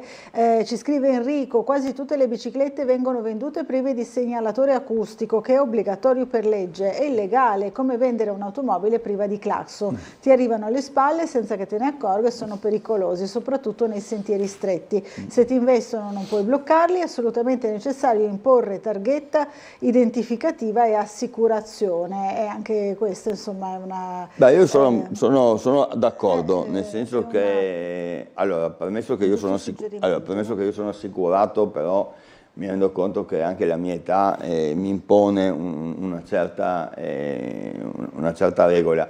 Ecco, non tutti i ragazzi lo sono, però le assicurazioni costano davvero poco e danno veramente delle risposte importanti laddove si possa incedere in qualche incidente, no? Quindi qua diciamo che la leva è anche da parte della famiglia, che laddove c'è il ragazzo che utilizza la bicicletta non per uso sportivo, che secondo me l'assicurazione dovrebbe essere fatta per tutti, certo, no? Ma per l'uso che noi vogliamo promuovere, cioè che quindi è l'uso cittadino, quindi per andare a scuola, per andare sul lavoro, eccetera. No? Allora io credo che utilizzare tutti gli strumenti che la legge ci impone, quindi segnaletica corretta, uso del casco e soprattutto un'assicurazione laddove dovesse arrivare un incidente, piccolo o grande che sia, credo sia utile. Corretto, poi sì. Non dobbiamo dimenticare che non è questo il caso, ma noi abbiamo anche molte persone che utilizzano anche la carrozzina. È vero. No? Sì, persone è vero. con disabilità che utilizzano una carrozzina, per cui anche il manto delle strade deve essere ad hoc, Quindi io credo che chi usa le ruote sia per l'utilizzo per andare in bicicletta al lavoro, a scuola, o chi utilizza quelle carrozzine anche motorizzate che in questo momento si vedono sempre più spesso, debba avere una fluidità sul territorio che gli consenta proprio di spostarsi nella massima autonomia. Allora, c'è un'altra telefonata, poi ci sono altre mail da leggere. Pronto, buongiorno. Sì, buongiorno, sono Gabriela di Largo Barriera. Buongiorno Gabriela. Buongiorno a lei e al consigliere. Buongiorno Gabriela. Io, come i miei figli sono all'estero, adesso sono stata in Amsterdam, e lì c'è, come dice Grilli, è il terreno di biciclette, no? Come Rimini, uguale. Quindi sono posti dove le biciclette sono il mezzo principale, anche le carrozzine elettriche che vanno sulle corsie ciclabili. Molti anziani in Amsterdam o persone con qualche disabilità, no? Usano queste carrozzine elettriche e vanno dappertutto. Veramente complimenti a queste persone che hanno inventato queste possibilità per tutte le persone. Ritornando al tema dell'assicurazione, la RC capofamiglia, l'assicurazione capofamiglia che quasi tutti abbiamo, copre i problemi con le biciclette. Le biciclette devono essere tutte dotate di un campanello delle luci. In molti paesi danno la multa, per esempio in Amsterdam ti danno la multa se non hai le luci del dietro, alle posteriori e all'anteriore. Quindi non c'è bisogno di una targa, impossibile quello, ma sì l'assicurazione, che sia un'assicurazione come quando si va con le piste di sci, la RC capofamiglia. Poi vorrei dire al comune di Trieste che sui Gabriele, è caduta la linea, allora voleva dire qualcosa insomma al comune di Trieste, cercheremo di diciamo che ha fatto un esempio che è quello di Amsterdam, che va proprio dall'altra parte. Io credo che Amsterdam abbia tipo 5-10 biciclette contro una macchina, è vero, è proprio per cui diciamo che sono gli automobilisti quelli un po' che vengono messi in disparte. Tutte le città, diciamo, del nord Europa hanno, intanto bisogna vedere anche un po' la conformità della città, però hanno una grandissima cultura di biciclette. Anche a Vienna, per esempio, c'è un giro ciclopedonale che copre praticamente tutta la città, quindi io credo che muoversi in maniera sicura sia una cosa buona, ci fa fare un po' di ginnastica che non fa male, lo dico a me stesso prima di tutto. È vero, anche questo aspetto non è da sottovalutare. No, non è da sottovalutare, perché qualche piccolo chilometro in bicicletta può essere utile, purché l'importante è che si arrivi a destinazione in assoluta sicurezza, in assoluta conformità di quelle che sono le leggi. Se noi prendiamo la linea, io vorrei per un attimo cambiare il discorso e andare sul tema che oggi è in prima pagina sul Piccolo, e anche tutte e due le edizioni. Che è il tema delle case di riposo. Si parla spesso in Consiglio regionale, chiaramente la sanità è uno dei temi principali. Magari dopo torneremo anche sul discorso del fisiatra che manca qua a Trieste, che è un discorso che a me personalmente sta molto al cuore e sul quale sto anch'io cercando di dare un piccolo contributo. Però tornando sulle case di riposo, le case di riposo sono un elemento essenziale nella nostra società, perché pur nelle politiche gestionali dell'attenzione all'anziano che tutti i comuni fanno e tutte le aziende sanitarie fanno, che è quello di migliorare la qualità della vita delle persone con tutta una serie di attività, e quindi allontanano di molto il tempo in cui la persona anziana ha bisogno della casa di riposo. Questo fa sì che nel momento in cui arriva nella casa di riposo la persona sia fortemente compromessa da un punto di vista delle malattie, da un punto di vista anche neurologico, quindi è un momento proprio molto delicato, quindi c'è bisogno, e ne abbiamo, di case di riposo che siano assolutamente in grado di gestire queste situazioni. Diciamo che Friuli Venezia Giulia su questo fronte è un po' anche all'avanguardia, perché sia nel pubblico sia nel privato posso tranquillamente affermare che, a parte qualche caso che potrà sicuramente succedere, però la qualità è molto alta, ma proprio perché il tema lo richiede, cioè le persone, ripeto, sono molto compromesse, vanno negli ultimi momenti della loro vita, quindi è giusto ed è corretto che sia il personale e sia la strumentazione che viene dedicata e anche il tipo di servizio che viene dedicato a queste persone sia di altissimo livello e vada in qualche maniera a sostenere queste persone proprio negli ultimi momenti della loro vita, che possono essere anche lunghi, ma magari in situazioni compromesse. Possiamo pensare a situazioni di patologie molto, molto gravi. Quindi io credo che lavorare sulla cronicità oggi sia uno dei temi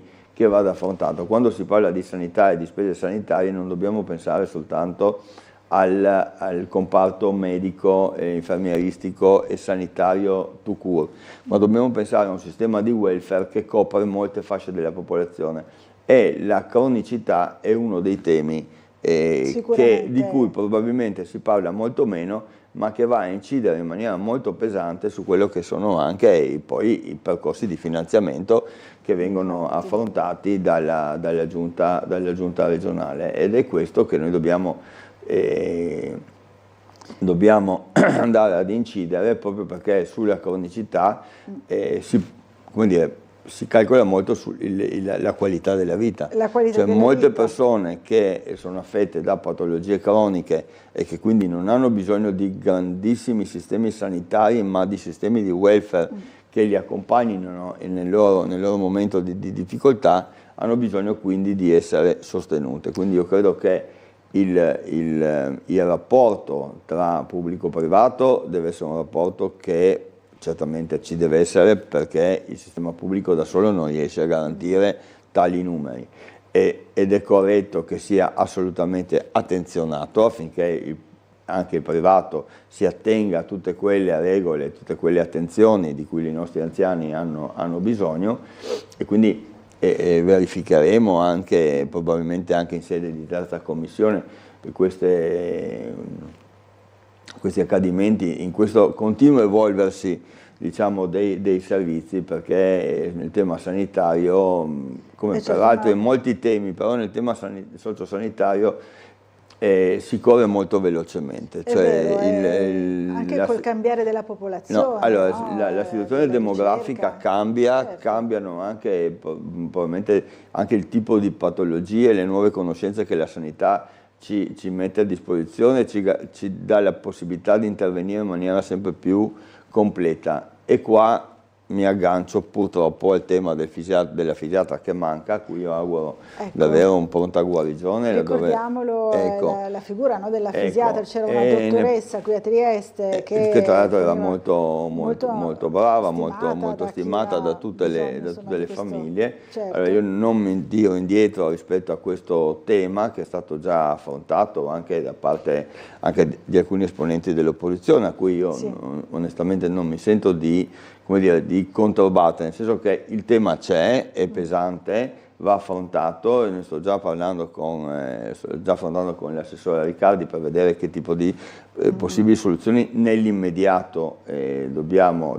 mettere in campo, anche perché ne parlavo anche prima con il suo collega, ci sono certamente le situazioni più gravi che vanno attenzionate, ma noi non dobbiamo dimenticare anche le situazioni meno gravi, le quali, se vengono affrontate in maniera compiuta, in maniera tempestiva, vanno a risolvere un problema o sicuramente non lo vanno ad aggravare. Quindi è un tema sul quale dobbiamo assolutamente lavorare, e lavorare in tempi veloci, perché i nostri bambini non hanno la possibilità di attendere tempi lunghi, e soprattutto non dobbiamo costringere le famiglie ad andare, come è già stato detto, a Udine, che sicuramente è un tipo di soluzione, ma che non può essere diciamo, praticata da tutte le persone, perché comunque la distanza è tale, ci sono no? E dobbiamo garantire un servizio qua sul nostro territorio. Quindi io già lo affermo, ne parlerò in tempi molto molto brevi con l'assessore Riccardi, e io sono convinto che dobbiamo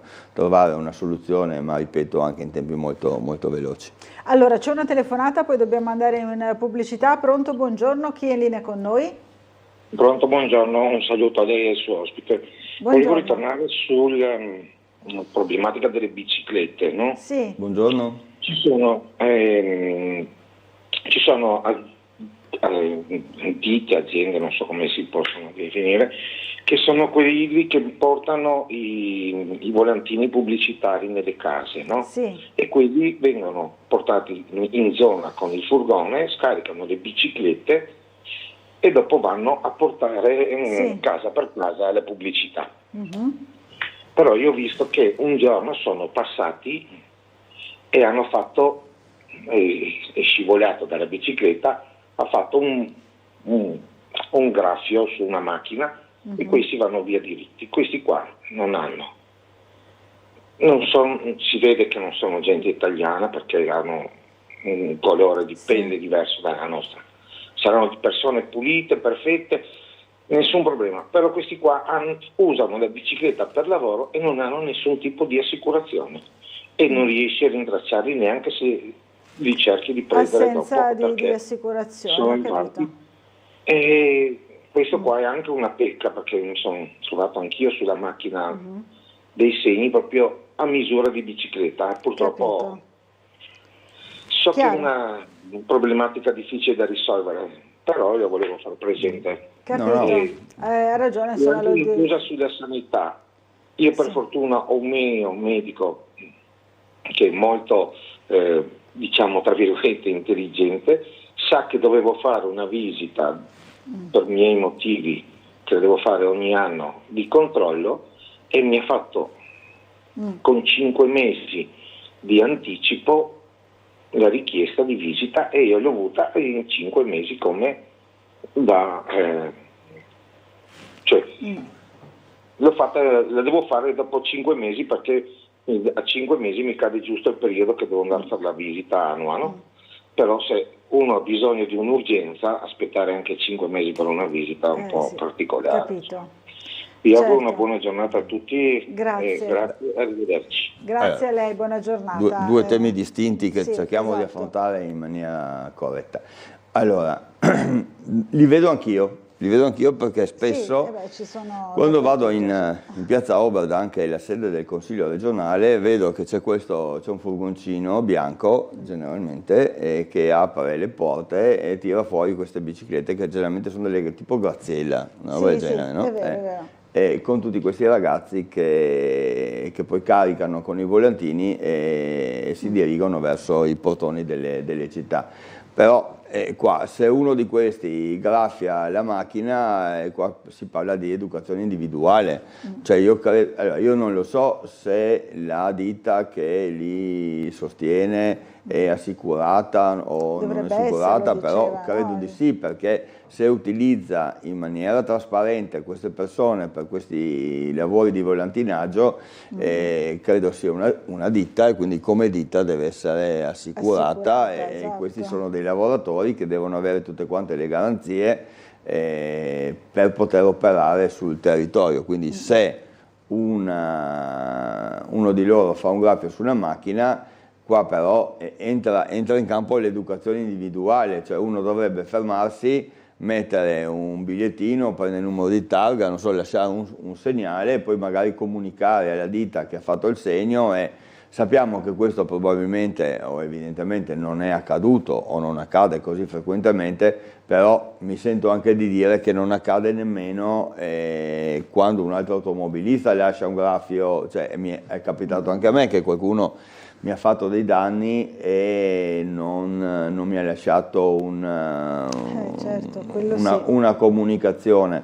Però, ripeto, qua si tratta proprio di, come dire, educazione individuale, sulla quale o li becchi sul momento o se no diventa molto complicato da affrontare il tema. Da gestire, è vero. Dall'altra parte è vero che lei ha ottenuto una visita all'interno del tempo in cui ne aveva bisogno e quindi bene, credo però che se la visita è dichiarata urgente possa avvenire in tempi più congrui, me lo auguro. Allora, il tema delle liste d'attesa è un tema che è affrontato quasi quotidianamente, non soltanto a livello regionale ma a livello nazionale, attraverso l'intercessione del nostro Presidente nei confronti del Governo nazionale. Noi certamente siamo una regione a statuto speciale e quindi abbiamo obiettivamente delle libertà. Certamente non abbiamo tutte le libertà in campo sanitario, una delle quali per esempio è il compenso relativo ai professionisti, che viene in qualche maniera declarato a Roma dal Governo nazionale e sul quale possiamo poco incidere, se non in qualche situazione particolare. Questo è uno degli elementi che purtroppo ci limita anche nell'attrattività rispetto ai professionisti della sanità, che certe volte con molta più soddisfazione anche di tipo finanziario ma anche di tipo professionale per le eventuali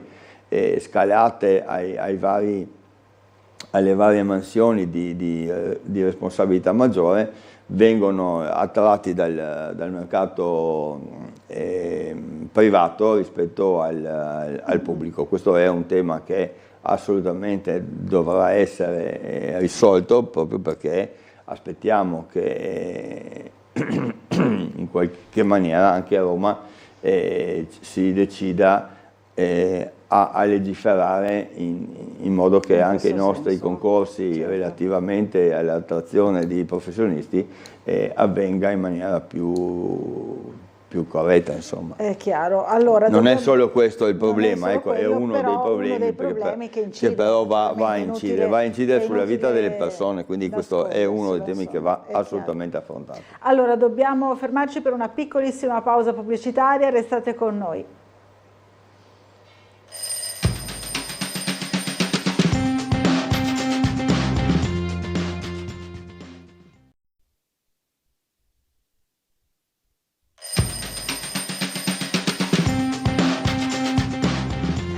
Bentornati in diretta, 8:41 del mattino, siamo sempre in compagnia di Carlo Grilli, consigliere regionale, che sta rispondendo alle vostre numerose richieste sia via mail che via telefono. Allora sentiamo subito la telefonata. Pronto, buongiorno.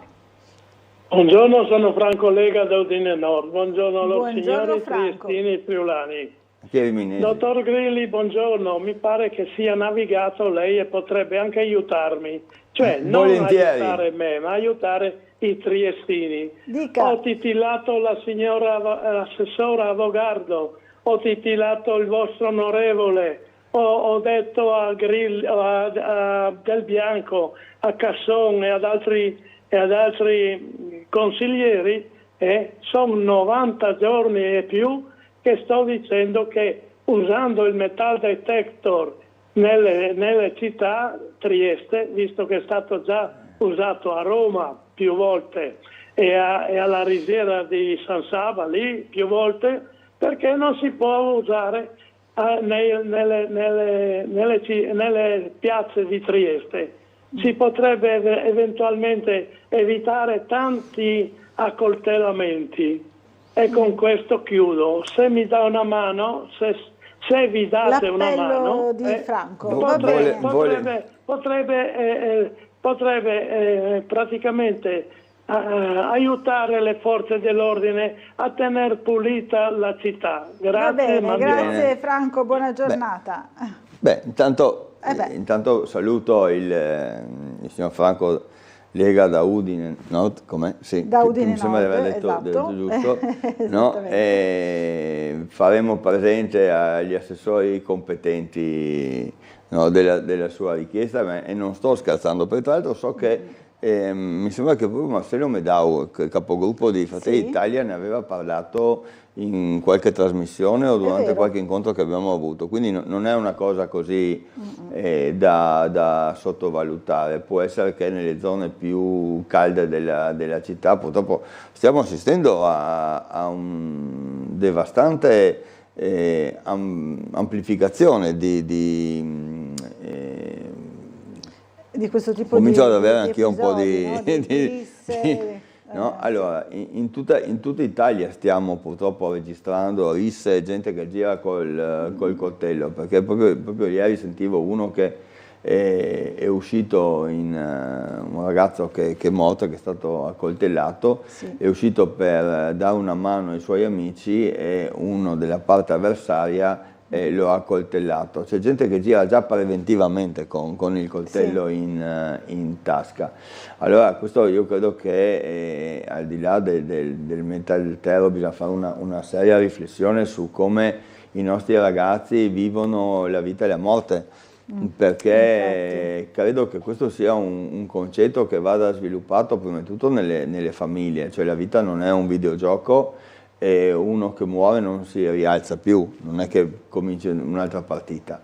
E credo che il valore della vita vada assolutamente rivalutato, rimesso in campo come priorità anche a livello educativo, in tutte le forme, sia nelle famiglie sia nelle scuole, ma anche nei luoghi di lavoro, cioè bisogna parlarne, ne abbiamo soltanto una di vita, è già complicata, diamogli valore.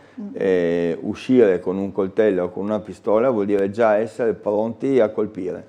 Questo è centrale, è vero. E questo secondo me è un elemento che fa paura, anche perché i ragazzi che escono con queste armi sono ragazzi in età sempre più precoce. È vero, anche questo, sì. Quindi onestamente io non sono uno psicologo, però vivo con molta fatica questa situazione. Sta dalla parte, io credo, proprio delle famiglie, delle scuole, a riprendere in mano il dialogo con questi ragazzi e certamente entrare nel loro tipo di linguaggio. Sì, tentare di capirli. Ecco perché noi però... per esempio con Idea Giuliana stiamo molto puntando sui ragazzi, perché ci stiamo rendendo conto che l'adulto fa fatica a interpretare i bisogni dei ragazzi poco più che adolescenti o comunque in età giovanile. Quindi riteniamo che formare, o più che formare, dare una possibilità ai nostri ragazzi più giovani di trovare un modo di colloquiare con la cittadinanza, eccetera, sia anche la possibilità di poter interpretare meglio il loro mondo. Evidentemente noi stiamo facendo, cioè il mondo dell'adulto sta facendo molta fatica. È vero, ecco, non è semplice, però però ci deve bisogna provare, tentare, assolutamente, bisogna intervenire, dobbiamo cercare di dare loro degli strumenti.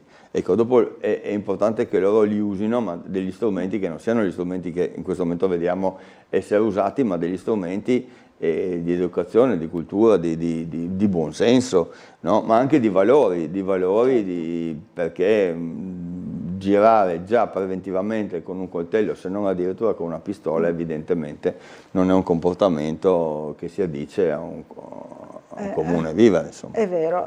Allora, che il buongiorno accompagni la conduttrice e l'ospite, la città intera, ci scrive Gianni, alla dottoressa signora Bucarella, spero accetti i migliori auguri per ieri, grazie Gianni, assolutamente sì. Allora, il terremoto del Friuli, dice, l'ho vissuto da grande purtroppo, ma ho anche constatato una partecipazione all'aiuto di tutta la regione, finalmente fraternamente unita. Ricordo il grande Zamberletti, persona politica esemplare per onestà, dal disastro è nata la vera protezione civile, ci ricorda Gianni, e ha ragione, insomma, è vero, è proprio nata là. Diciamo che io direi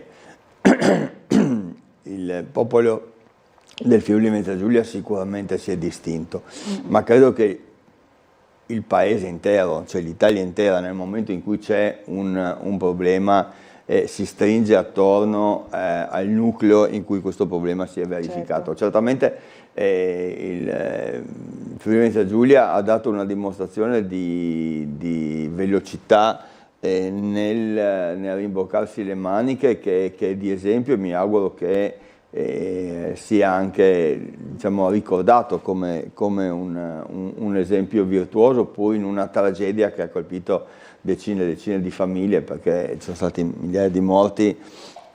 Oltre ai paesi, i paesi si ricostruiscono, ma come dicevamo prima la vita delle persone no, resta il ricordo e anche l'ammonimento a costruire strutture sempre più idonee a quello che è il nostro terreno, che è un terreno che è certamente molto fragile rispetto alla situazione dei terremoti e che quindi va attenzionato in maniera consona.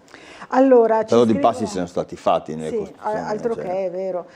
Ci scrivono 2 telespettatori sul tema dei referendum. Dice: per quanto riguarda il referendum di giugno, Manuel, pur non nutrendo particolare simpatia per la CGIL, ritengo sacrosante le tematiche proposte. Possono infatti offrire un minimo di tutela ai lavoratori in un contesto in cui regna ormai l'anarchia. E sempre su questo tema ci scrive Stefano: i referendum dell'8 e 9 giugno sono una prima occasione per iniziare a riconquistare i diritti e le tutele sottratti ai lavoratori da scelte e leggi sbagliate, a partire dal Jobs Act. Quindi questo ci raccontano insomma i nostri telespettatori. Abbiamo qualcuno sotto la pioggia. Sotto la pioggia, ecco, però poi ne parliamo. Allora, buongiorno Gianluca, abbiamo capito insomma che fuori piove. Dove ti trovi? Intanto buongiorno. Piazza Unità?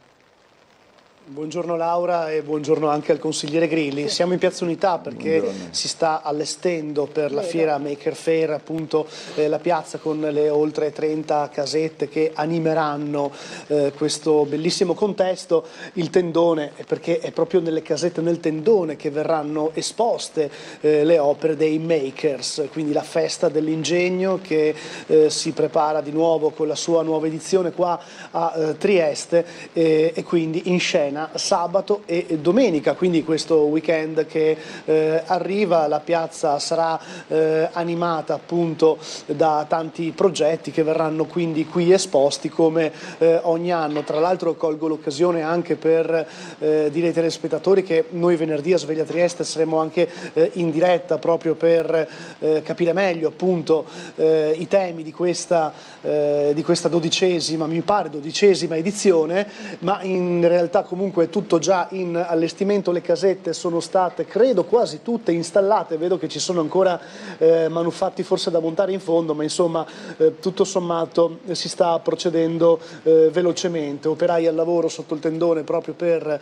preparare quell'area espositiva che sarà al centro, esattamente al centro di Piazza dell'Unità d'Italia. Li vediamo infatti all'opera qui con le immagini di Gianluca Valenta. Detto questo, vi annuncio che fra poco forse riusciamo anche a farci ricevere dal sindaco di Trieste, Roberto Di Piazza, nel suo ufficio. Vedremo se appunto anche da lui raccoglieremo qualche novità, qualche notizia su progetti cittadini per la città di Trieste. Maker Faire, dicevamo, il 10, sabato 10 e domenica 11 maggio in Piazza dell'Unità d'Italia, la fiera dell'ingegno che appunto ospiterà tantissime esposizioni dei makers che mostreranno appunto le loro opere e i loro progetti, le loro installazioni. In attesa di ricollegarci più tardi dall'ufficio del sindaco di Trieste Roberto Di Piazza, vi ringrazio e vi restituisco la linea. Grazie Gianluca Paladin. Allora, bello questo collegamento, un'altra bella manifestazione che si prepara per la nostra città. Allora, già che si parla di manifestazioni, venerdì sarò a Pordenone perché c'è una grande iniziativa dedicata ai caregiver e tutta una situazione di welfare a livello locale e nazionale. Ci saranno anche gli stati generali di ANFAS e mi hanno chiesto di fare da relatore per quanto riguarda diciamo, il tema locale, quindi una cosa insomma, sono molto orgoglioso e tra l'altro così mi piace, lasciatemi una piccola punta di vanità, il direttivo nazionale di ANFAS mi ha insignito la carica di socio ANFAS ad onore e mi verrà conferito a luglio quando faranno effettivamente una grande manifestazione dove effettivamente ANFAS qui a Trieste organizzerà l'assemblea nazionale e l'hanno voluta fare qua a Trieste, e in quell'occasione mi conferiranno un riconoscimento che per me è motivo di orgoglio, perché è frutto del lavoro di tante persone, però io lo ribadisco, è un conferimento che mi viene dato, omaggiato, ma è il frutto di lavoro di tanti, perché è sempre un concorso. È sempre un concorso di persone che lavorano a conseguire un obiettivo. Che il lavoro di squadra che il consigliere non manca mai, bisogna dirlo, insomma, di sottolineare, vero? Ma la squadra è importante, no? Perché abbiamo sempre dei momenti alti e bassi, e se sei in squadra c'è sempre qualcuno che tira su il morale, c'è sempre qualcuno che ha un'idea in più, che non è detto che sia la tua, ma che sia vincente. E quindi è la squadra che vince, secondo me, sempre. Da solo io poi non sono neanche capace a lavorare. L'unica cosa che so fare da solo è cucinare. Quando cucino voglio stare da solo, perché ho i miei tempi, le mie cose, sono molto noioso in queste robe qua.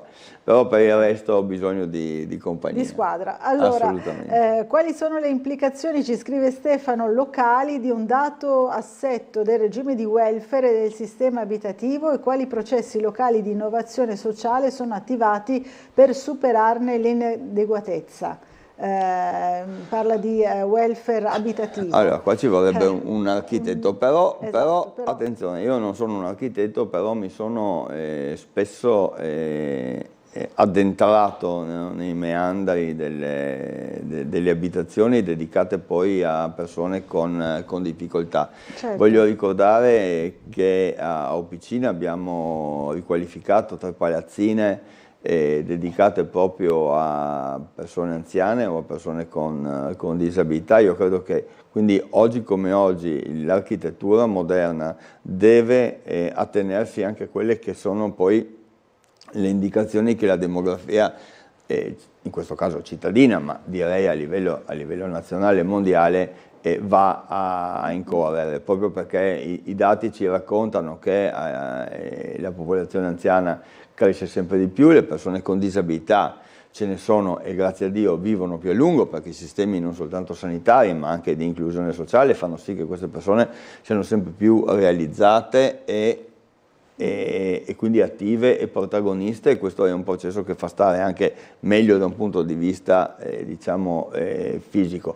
Di strada ce n'è tantissima da fare, non siamo assolutamente né arrivati e nemmeno a metà strada, però il percorso è in attivo e io credo che non soltanto le politiche abitative debbano tener conto delle esigenze e delle fragilità, ma anche le politiche scolastiche. Ecco, cioè l'attenzione della riqualificazione delle aree scolastiche, in considerazione del fatto che molti studenti siano portatori di disabilità, debbano anche prevedere delle situazioni in cui queste persone possano anche decantare dei momenti di acuzie, eccetera. Ne abbiamo già parlato diversi anni fa, io addirittura avevo collaborato con il MIUR a Roma proprio per dedicare alle persone ai ragazzini, agli studenti, ragazzini e ragazzine con disabilità,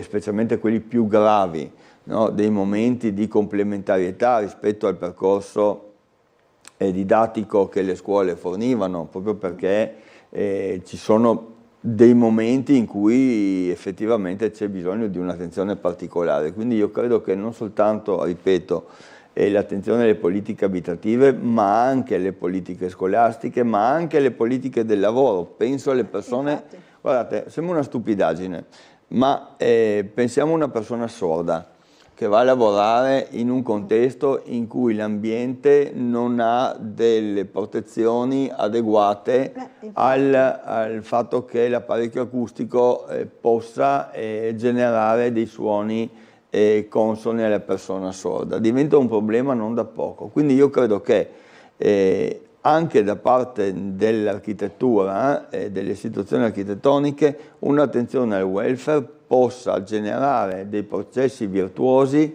rispetto anche, ripeto, alle politiche abitative, alle politiche della scuola, ma anche alle politiche del lavoro. no? Ma ho fatto soltanto un esempio fra tanti. Allora, c'è la telefonata, sentiamola subito. Pronto, buongiorno, chi è in linea con noi? Buongiorno, sono Sergio. Sergio, buongiorno. Innanzitutto tanti auguri per ieri. Grazie. Ecco, ho visto il servizio sullo skate park di San Giacomo. Sì. Un telespettatore chiedeva più telecamere di controllo, ma faccio presente che a 10 metri c'è la caserma dei carabinieri, quindi evidentemente non fanno un controllo nelle aree circostanti, per cui se non serve come deterrente una caserma dei carabinieri in prossimità, non so cosa altro possa servire. Capito. Grazie, buongiorno. Grazie a lei Sergio, buona giornata. Dice, forse, sono lì, sono a pochi metri. È vero che i nostri ragazzi hanno la capacità di sgattaiolare un po' dappertutto, quindi io credo che il sistema di recensione possa essere già di su un deterrente. Poi sai, le telecamere devono essere anche ad alta precisione, allora io credo che dobbiamo ripartire, allora siamo sempre là, non vorrei essere monotono, ma se nelle famiglie si insegna che ogni pezzo che noi vediamo per strada è un pezzo nostro, no? Cioè, non è di un altro, ma è nostro, cioè quel park è di ogni ragazzo che utilizza quel park e di ogni persona che passando guarda i ragazzi che si divertono, cioè è di sua proprietà, quindi va a rompere un qualcosa che è suo. No? Allora, se noi cominciamo... Dobbiamo ricordarci sempre, no, di questa cosa. Allora, cioè dobbiamo fare in modo che ci si riappropri, no, della città, della comunità, dei beni, cioè ogni cosa che noi vediamo nel nostro territorio è di nostra proprietà, è nostra. Quindi se la andiamo a deturpare, a rompere, come si dice, chi rompe paga, sembra una stupidaggine, ma il comune potrà ripristinare sta roba a spese comunque dei contribuenti, quindi andiamo a rompere un qualcosa di nostro e paghiamo con tasche nostre. Ecco. Quindi allora, se noi cominciamo a promuovere questo tipo di educazione nei ragazzi e a farli godere delle cose che la città ci mette a disposizione, no? È un tema un po' complicato. È complesso, poi, però dobbiamo dire anche una cosa che a me sta molto a cuore. Cioè, ci sono i vandali, sicuramente, ci sono i ragazzi che girano col coltello, sicuramente, però la gran parte della gioventù che noi abbiamo è una gioventù sana, cioè, infatti, dobbiamo dirla, perché sennò sembra che viviamo vero, in un mondo no, nella giungla. Noi abbiamo una gran parte di ragazzi che sono sani e forse su loro dobbiamo più puntare, cioè sul fatto che siano loro stessi a promuovere un esercizio di educazione nei confronti degli altri ragazzi. Certo. Dobbiamo pensare che un ragazzo che gira col coltello, se non addirittura con una pistola, è un ragazzo che sicuramente è fragile, avrà avuto un vissuto particolare, bisogna in qualche maniera che il mondo dell'adulto affronti questo tema, ma che anche i compagni di scuola, laddove vedano un ragazzo che magari si atteggia a bullo, no, in qualche maniera lo coinvolgano in un processo virtuoso. Non possiamo dare soltanto la responsabilità a loro, certamente la responsabilità è dell'adulto, però abbiamo un forte alleato se riusciamo a creare questa alleanza tra mondo dell'adulto e mondo dell'età giovanile, che è un momento bellissimo della nostra vita, anche se è molto complicato, molto complesso, no? Ma che poi è il momento in cui ci forma. È il momento in cui ci forma. In cui cresciamo. Allora, grazie a Carlo Grilli per essere stato con noi questa mattina e torni a presto trovarci qui a Volentieri, Trieste. grazie. Allora, noi ci fermiamo per un po' di pubblicità, fra pochissimo sarà con noi il consigliere comunale Paolo Altin, capogruppo di Punto Franco. A fra poco.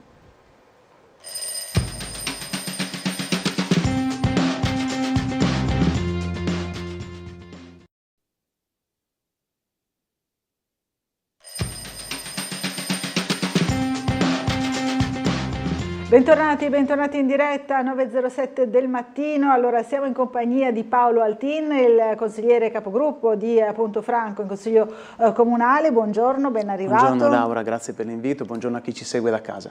Grazie di essere qui. Allora, stavamo parlando così fuori onda un pochino dei temi sul tappeto, poi affronteremo anche quelli, insomma, di cui si è già parlato, magari anche nella prima parte della nostra trasmissione e anche in passate trasmissioni, a cominciare cominciare dalla sostenibilità del turismo e del problema del traffico, no? Che si è creato in questo lungo ponte del 1° maggio, ad esempio, salutato sì dal bel tempo, da un grande afflusso turistico, però anche da qualche problemino, ma volevo prima partire dalla iniziativa di Punto Franco tra la gente, e ci sono anche delle locandine che avete pensato, no? Per illustrare questa iniziativa. Eccola qui, allora questa è in Osmizza ad esempio.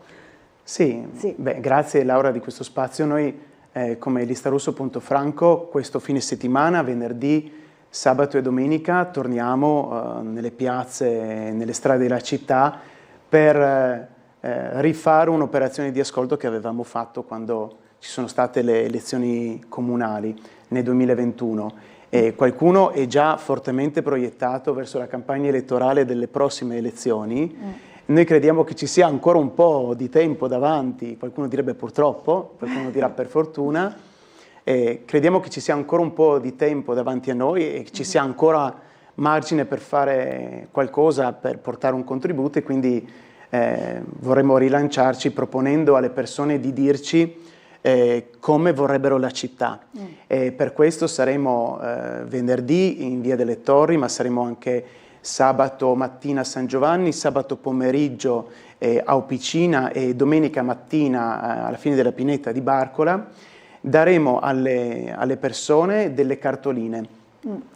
Avete visto le immagini, queste cartoline realizzate da un artista triestino che si chiama Giulio 48 e che ringrazio, hanno il filo comune del senso di comunità. Vedete vari luoghi ma tutti accomunati dallo stare insieme, dalla condivisione, e alle persone chiederemo sul retro di queste cartoline di scrivere un messaggio alla città, di scrivere come vorrebbero la città, come immaginano la città del futuro, una città dove ovviamente vorrebbero continuare ad abitare. Questa è un'iniziativa che faremo, contiamo di raccogliere tante adesioni. Abbiamo fatto delle cartoline in più perché sono talmente belle che vorremmo anche lasciarle a chi ci fa visita, e poi restituiremo alla città un po' la raccolta di queste segnalazioni, di questi desideri, e proveremo a mettere in piedi delle attività, dei contributi per i prossimi 2 anni di Consiglio Comunale. Chiarissimo, quindi questa è l'iniziativa, parte proprio in questo fine settimana, nel prossimo, no? Dicevamo prima, abbiamo visto una bellissima Piazza Unità, proprio in una giornata con un po' di bora, un po' di fresco, diciamo, disegnata appunto anche in questo fine settimana invece in cui c'era quasi un inizio d'estate, che poi è stato bruscamente interrotto. C'erano tanti turisti, non solo triestini qui a Trieste, però anche qualche problema di traffico, no? Di circolazione per quanto riguarda poi il consueto imbuto dietro il comune all'altezza del Teatro Romano per l'entrata al parcheggio e in altri punti della città, no? Ci sono stati vari problemi. Ma Laura, il tema è che non siamo qui per demonizzare il turismo, perché sappiamo che il turismo è una risorsa. Quello che però va detto è quando il turismo fiorisce a danno dei residenti, a danno di chi abita la città, a danno di chi ha scelto la città per stabilirsi con la propria famiglia. Questo dal mio punto di vista è inaccettabile, ed è tanto più inaccettabile quanto più è dovuto a delle scarsa programmazione di fatto o a delle scelte che non sono lungimiranti da questo punto di vista. Lo abbiamo detto tante volte, lo abbiamo ripetuto e lo ripetiamo ancora: se abbiamo l'ambizione di essere una città turistica, dobbiamo anche saper gestire i flussi e dare dei servizi. Ci sono tantissime città, alcune vicino a noi come Capodistria, come Lubiana, ma c'è anche un esempio sulla città di Bari, che hanno messo a sistema il servizio delle navette verso il centro, con dei parcheggi periferici che sono dei parcheggi hub. I turisti, i visitatori possono lasciare l'automobile in questi parcheggi leggermente periferici, dopodiché c'è una navetta continuativamente che li trasporta al centro città, e il parcheggio, faccio l'esempio della città di Bari, il parcheggio e il servizio di navetta per il conducente dell'auto costa €1, per ogni passeggero 30 centesimi.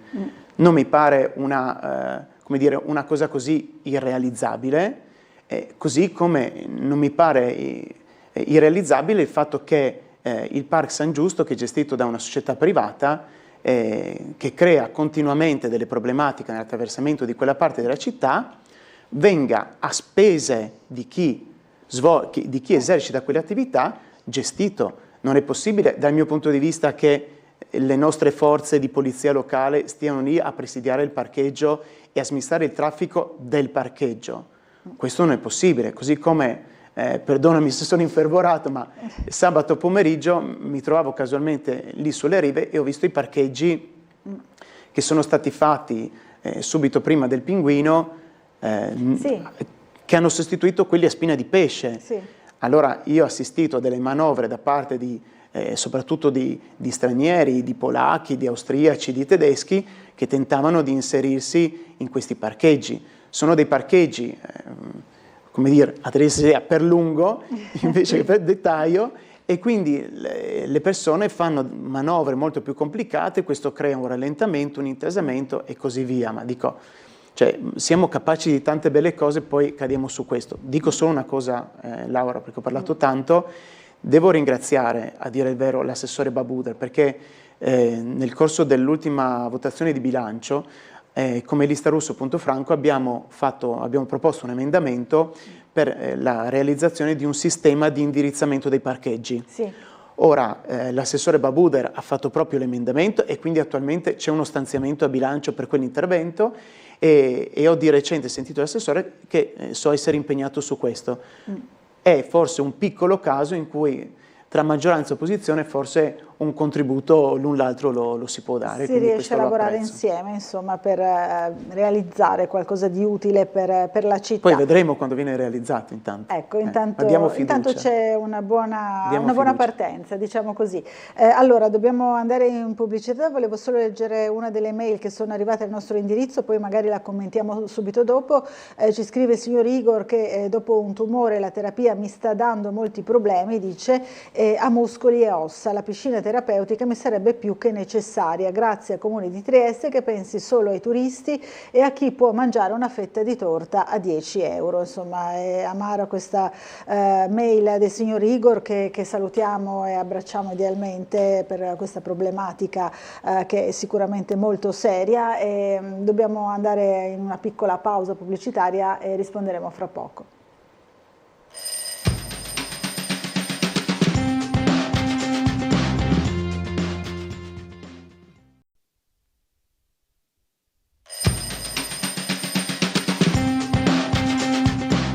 Bentornati in diretta, ancora in compagnia di Paolo Altin, capogruppo di Punto Franco in Consiglio Comunale. Nuovamente buongiorno, c'è una telefonata in arrivo, la sentiamo subito. Pronto, buongiorno, poi rispondiamo anche al signor Igor che ci scriveva sulla piscina terapeutica. Buongiorno, chi è in linea con noi? Buongiorno, Paolo qui. Paolo, buongiorno. Una domanda al vostro ospite. Ok, le navette possono essere un'idea, ma dove intenderebbe fare il parcheggio di arrivo? Cioè se io arrivo a Trieste e ho la navetta che mi viene a prendere, dove parcheggio? A Miramare, diciamo in quella zona lì, a Monfalcone, su in alto a Officina? Cioè, tecnicamente parlando, ci deve esserci una praticità su questo discorso che fa, perché se no siamo sempre lì, ci troviamo in un collo di bottiglia. Cioè l'idea è buona come idea, ma dove c'è il punto di arrivo e dopo da lì devo muovermi, perché se mi porta a Monfalcone devo fare 15 minuti o 20 minuti di navetta, evidentemente non va bene. L'idea è buona e poi quello che serve è istruire, educare i cittadini a utilizzare l'automobile dove è necessario, se necessario, utilizzare maggiormente i mezzi pubblici. Certo. Perché comunque la realtà è questa, il turismo non è che lo fermiamo, a meno che non si presenti un'ondata di violenza e di bande armate come succede anche a Milano, dove la gente non verrà più a Trieste. Ecco, quindi questa è la mia domanda, grazie. Grazie Paolo, mi sembrano domande insomma anche di buon senso, no? Dice è una buona idea la navetta, però deve essere anche pratica per chi la utilizza, non deve essere... Ringrazio per la telefonata assolutamente di equilibrio.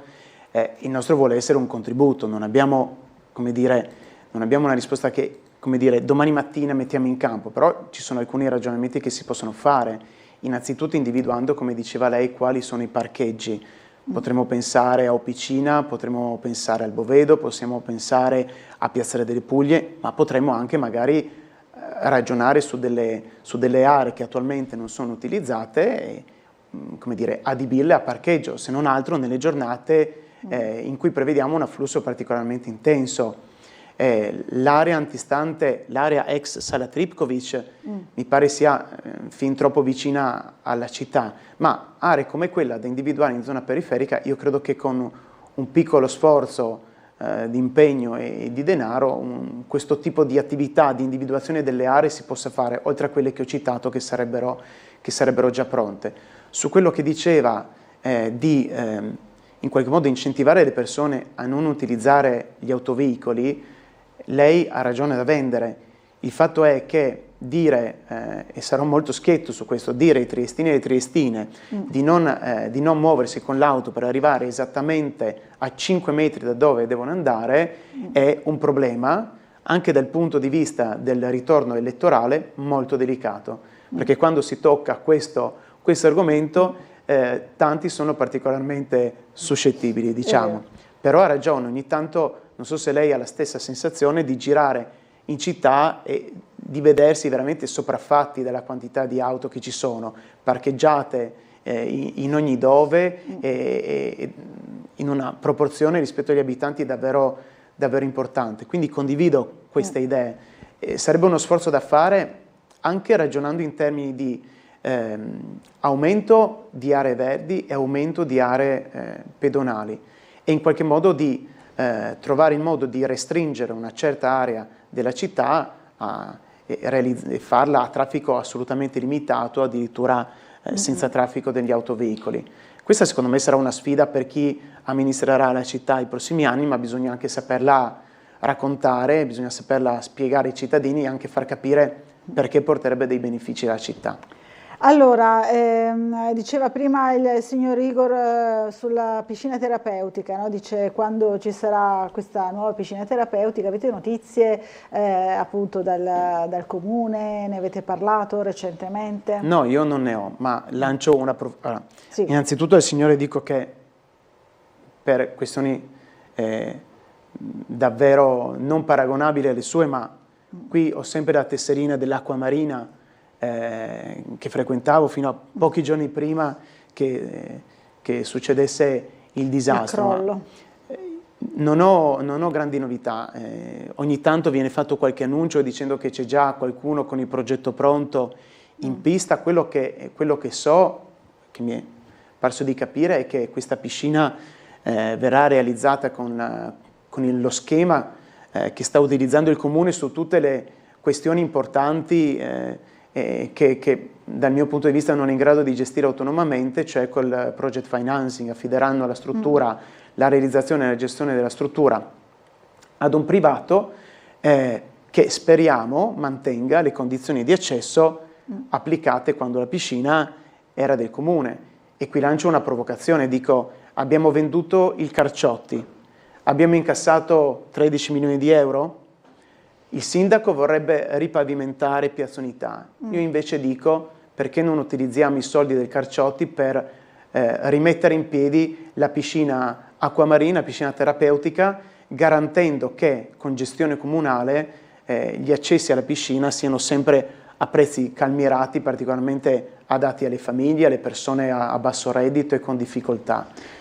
Ecco, forse glielo potremmo anche chiedere, fra poco dovremmo collegarci forse appunto dall'ufficio del sindaco insieme al nostro Gianluca Palladini, magari cerchiamo di chiederglielo proprio in diretta, lo stuzzichiamo. C'è ancora una mail da parte di Giampaolo che ci scrive: come mai è stata data facoltà di dare ad aziende convenzionate di lavorare ma non hanno la possibilità di collegarsi a Sesamo, unico software ufficiale che vedono i propri medici e ospedali. La prima cosa da fare, un esempio, è la Salus, la quale non ha la possibilità né di vedere Sesamo né tantomeno di inserire i dati. Si riferisce alla compatibilità del software, no, delle aziende sanitarie convenzionate con la sanità Penso pubblica. ci sia anche un no? tema di tutela della riservatezza. Della privacy, è proprio questo credo sia il problema. Buongiorno, ci scrive dunque Stefano, ma qual è lo stato di salute dell'inclusione lavorativa delle persone con disabilità in Italia? Si domanda e ci domanda, è una bella domanda questa, no? Ci vorrebbe forse anche più tempo per una bella domanda, rispondere. dico che fino a quando i limiti di inclusione di persone con disabilità in alcune aziende potranno essere bypassati a fronte del pagamento di una sanzione, non andremo molto lontani da questo punto di vista. C'è una telefonata, pronto, buongiorno, chi è in linea con noi? Buongiorno. Sono Gino. Gino, buongiorno. Sul discorso del traffico, è semplicissimo, come hanno fatto in certe città, si rende gratuito l'uso dei bus e si scarica sul costo della collettività cittadina i relativi costi. È finita. Uno, se ha l'auto che vuole anche spendere benzina pur avendo il bus gratuito, insomma, penso che faranno dopo tutti i conti e alla fine, pagando un minimo tutti, non ci si neanche accorge, mentre invece così ci si crea traffico esagerato e gli stessi bus esistono e costano un ulteriore costo. Quindi secondo me, come hanno fatto in certe città e ha funzionato, bus gratuiti. Bus gratuiti per tutti, e non dimentichiamo che poi ci sono anche gli sconti, no, per determinate fasce della popolazione, però lui, Gino, dice proprio gratuito. Questa è una buona idea, bisognerebbe vedere qual è il costo. No? Qual è il costo per Trieste Trasporti? Mente, no? Però è anche vero quello che diceva, che diverse città hanno adottato questo schema.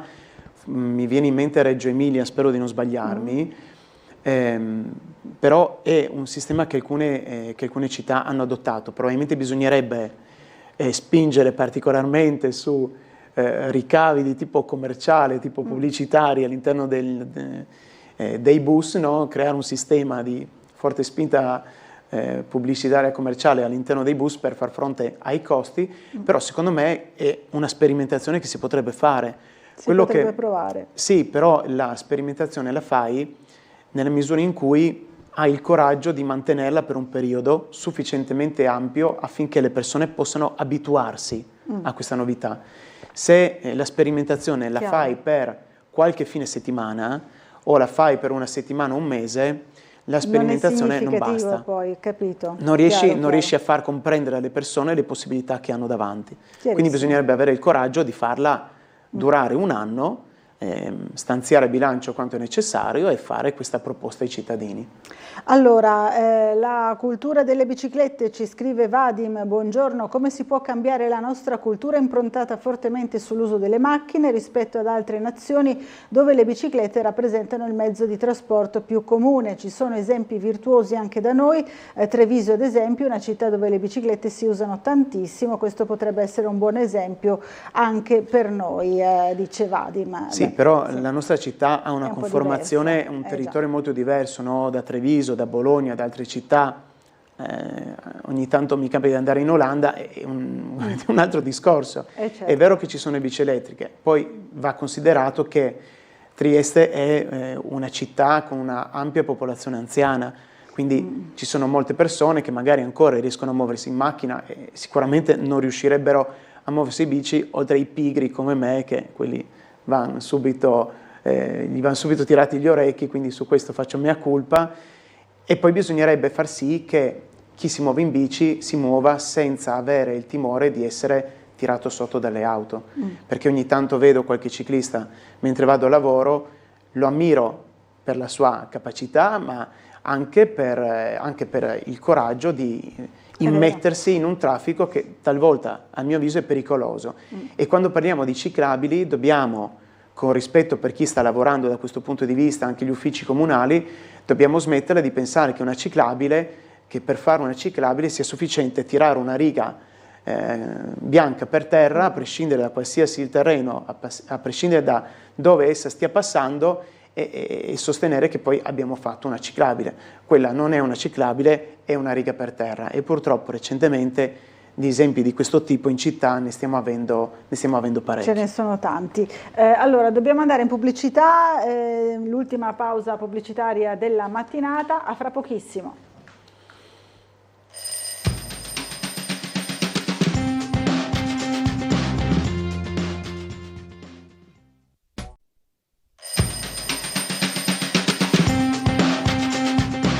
Bentornati e bentornati in diretta, 9:34 del mattino, siamo in compagnia di Paolo Altin, capogruppo di Punto Franco. Allora, abbiamo subito una telefonata in arrivo. Pronto, buongiorno. Dottoressa, buongiorno, sono Vladi. Buongiorno. Vladi, buongiorno a lei. Buongiorno. Ho sentito saggiamente il suo ospite accennare a dare di parcheggio un po' più periferiche, messo un po' qua, un po' là, per poi arrivare al centro. Ha accennato anche a eventuali parcheggi da fare o piscina, ma naturalmente la lista Russo e tutti quanti, la cabinovia no, la cabinovia no, parcheggi o piscina sì, ma la cabinovia no. Quindi se non è quella una navetta per arrivare al centro, ditemi voi quale sarebbe un'altra navetta.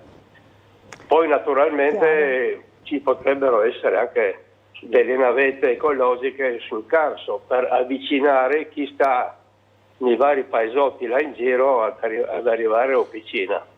Quindi mi si spieghi un pochetto, anche poi c'è una ONLUS che è una diretta emanazione del Partito Democratico, e ha issato bandiera nera in questi giorni sul Piccolo, ha issato bandiera nera contro la cabinovia.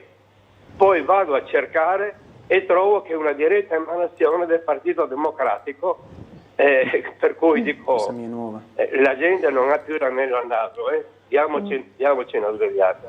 Vi ringrazio. Grazie Vladi, buona giornata. Beh, sappiamo che Vladi è un grande sostenitore, no? Invece della cabinovia.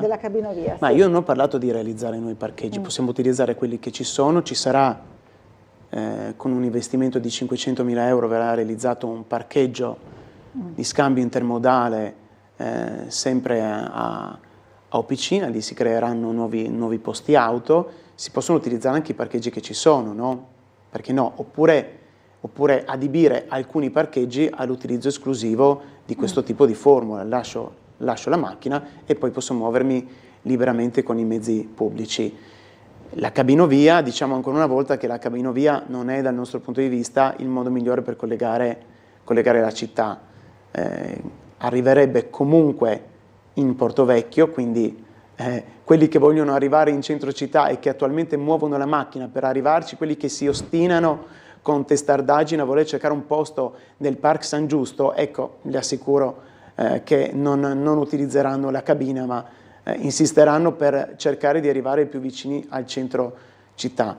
E poi abbiamo spiegato più volte che la cabinovia non si manterrebbe dal punto di vista economico, che vuole essere costruita in una zona che è protetta dai vincoli ambientali a livello europeo, e che dal punto di vista dell'architettura e del paesaggio c'è un parere negativo della soprintendenza che dice che i piloni in Porto Vecchio non si possono mettere. E io ricordo a lei che ha chiamato, ma ricordo anche a tutti i cittadini che versano le tasse a questo comune, che quei piloni, quelle cabine e quei portali per intanto ci hanno costato almeno 150.000 euro dati all'architetto Fuxas, salvo poi scoprire che così come lui le aveva disegnate comunque non andavano bene. Per cui insomma mi pare che già abbastanza soldi li abbiamo spesi. Aggiungo un'altra cosa: non si illuda, signore mio, che nel progetto della cabinovia ci siano tutti i parcheggi di cui lei parla, perché attualmente nell'importo che è stato stanziato non c'è tutto il parcheggio che da linee progettuali dovrebbe esserci su Officina, ma c'è solo una piccola parte, per cui se si vorrà veramente realizzare il parcheggio che dicono serva alla cabinovia bisognerà metterci altri soldi, e in questo momento io i soldi li vedo solamente sulla carta e gli unici soldi che finora sono stati spesi per la cabinovia sono quelli dei cittadini. È ora di dire basta, svegliamoci sì, ma dicendo basta una volta per tutta quest'opera. Allora, un'altra telefonata, buongiorno, chi è in linea con noi? Buongiorno, io volevo fare una domanda, ma perché sulle macchine dobbiamo fare ogni 2 anni il collaudo e sulle strade non viene fatta un'ispezione di tutte le strade che abbiamo? Guardiamo via Flavia che è piena di buchi e altri posti che sono una cosa, se viaggi con la macchina è una cosa scandalosa. Perché il comune non fa... Capito. Ecco, capito. Grazie della segnalazione, buona giornata. Insomma, un po' provocatoria questa segnalazione, ma dice perché, visto che dobbiamo fare la revisione dell'auto ogni 2 anni, insomma, perché non lo si fa anche sulle strade? Ma sulle strade io ridico quello che ho già detto, è davvero difficile, mi metto nei panni di chi amministra la città, è davvero difficile tenere il conto di ogni strada, di ogni buca, anche perché alcune buche vengono provocate poi da ditte diverse, private, che per vari motivi, o per la telefonia, o per altri scavi, tubazioni, eccetera, fanno i buchi sulla strada e poi devono ripristinarli e talvolta non li ripristinano così come erano, no? Quindi è un tema semplice ma difficile. Io su questo darei ad esempio molto più spazio alle circoscrizioni, l'ho detto già altre volte, diamo la possibilità, diamo una delega particolare alle circoscrizioni di monitoraggio della rete stradale del proprio territorio. Loro sono la rappresentanza del cittadino più vicina al territorio, diamo valore al loro lavoro, mettiamoli veramente in rete con gli uffici che si occupano delle manutenzioni delle strade. Delle manutenzioni. Allora, ci sono altre mail che ci arrivano dai nostri telespettatori, ci scrive Edgardo dicendo casette in legno in Piazza Unità, finito uno scempio si allestisce un altro, non ha apprezzato. Sì, Laura, però lasciami dire che le casette, ben vengano le casette di legno in Piazza Unità se sono per iniziative come quella di Maker Faire. Se sono per iniziative che riguardano la ricerca scientifica, Next, Notte dei ricercatori, la divulgazione, l'educazione, ecco, benvengano queste baracche, però lasciami dire, la ruota panoramica davanti a Piazza Unità, anche no, non voglio fare il bigotto di turno, ma per piacere, anche no, oppure è possibile che davanti a Piazza Unità dobbiamo mettere un tir che vende luganighe americane, ma signori, almeno noi siamo cioè, almeno mettiamo un tir di luganighe de Cragno e Capuzzi, cioè ecco. Veniamo a farci vendere le salsicce in casa nostra, nella casa del luganighe de Cragno, patria cioè, permettimi, no, ma allora, inaccettabile. Allora sì, immagino che in tanti siano d'accordo, insomma, almeno su questo punto. Gestione appalti comunali, ci scrive invece Miriam, chiedo cortesemente al consigliere un commento sul fatto che sarebbe opportuno promuovere un'attività specifica di controllo e verifica della sostenibilità e legittimità degli atti degli appalti comunali relativi a cospicui aumenti di spesa determinati da varie perizie alla ripetuta concessione di proroghe sui tempi di esecuzione. Di esempi ce ne sono e non sempre ascrivibili alla burocrazia, codice degli appalti, situazioni impreviste o imprevedibili, dice Miriam. Qui si parla di lavori pubblici, no? In questo caso. Sì, purtroppo questo è un fenomeno che ormai è entrato nella prassi, per questo colgo l'idea di chi scrive la mail. È entrato un po' nella prassi il fatto che continue perizie una dopo l'altra portino ad aumento di costi, ma fino a quando questo tipo di attività viene fatta nell'alveo di quello che la legge, c'è poco da fare. E noi auspichiamo sempre che ci sia un intervento da parte della Corte dei Conti, almeno sui fatti di pubblica conoscibilità rispetto a alcune dinamiche che sono secondo noi inaccettabili. Faccio un esempio, ma ricordo quando ci dissero che volevano realizzare un nuovo asilo nido in Vicolo dell'Edera. Sì. Per asilo nido e Vicolo dell'Edera vennero spesi, credo, almeno un centinaio di euro per la progettazione.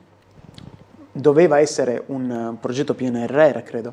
Poi non se ne fece più niente e la motivazione ufficiale fu che inizialmente si pensava che l'asilo costasse 2 milioni e poi per vari motivi si è appurato che invece la spesa sarebbe stata ben più alta, dico 7-8 milioni. E quel progetto cade nel vuoto. Non caddero nel vuoto però le parcelle dei professionisti che noi, Comune di Trieste, abbiamo pagato. Così come appena entrato in carica notammo che alcuni contributi per le manutenzioni delle scuole furono persi per un ritardo da parte del Comune. Ecco, lei ha ragione, tante cose non vanno, però, come dire, noi come consiglieri di opposizione proviamo a denunciare, nel senso proviamo a raccontare a voi cittadini e cittadine quello che accade.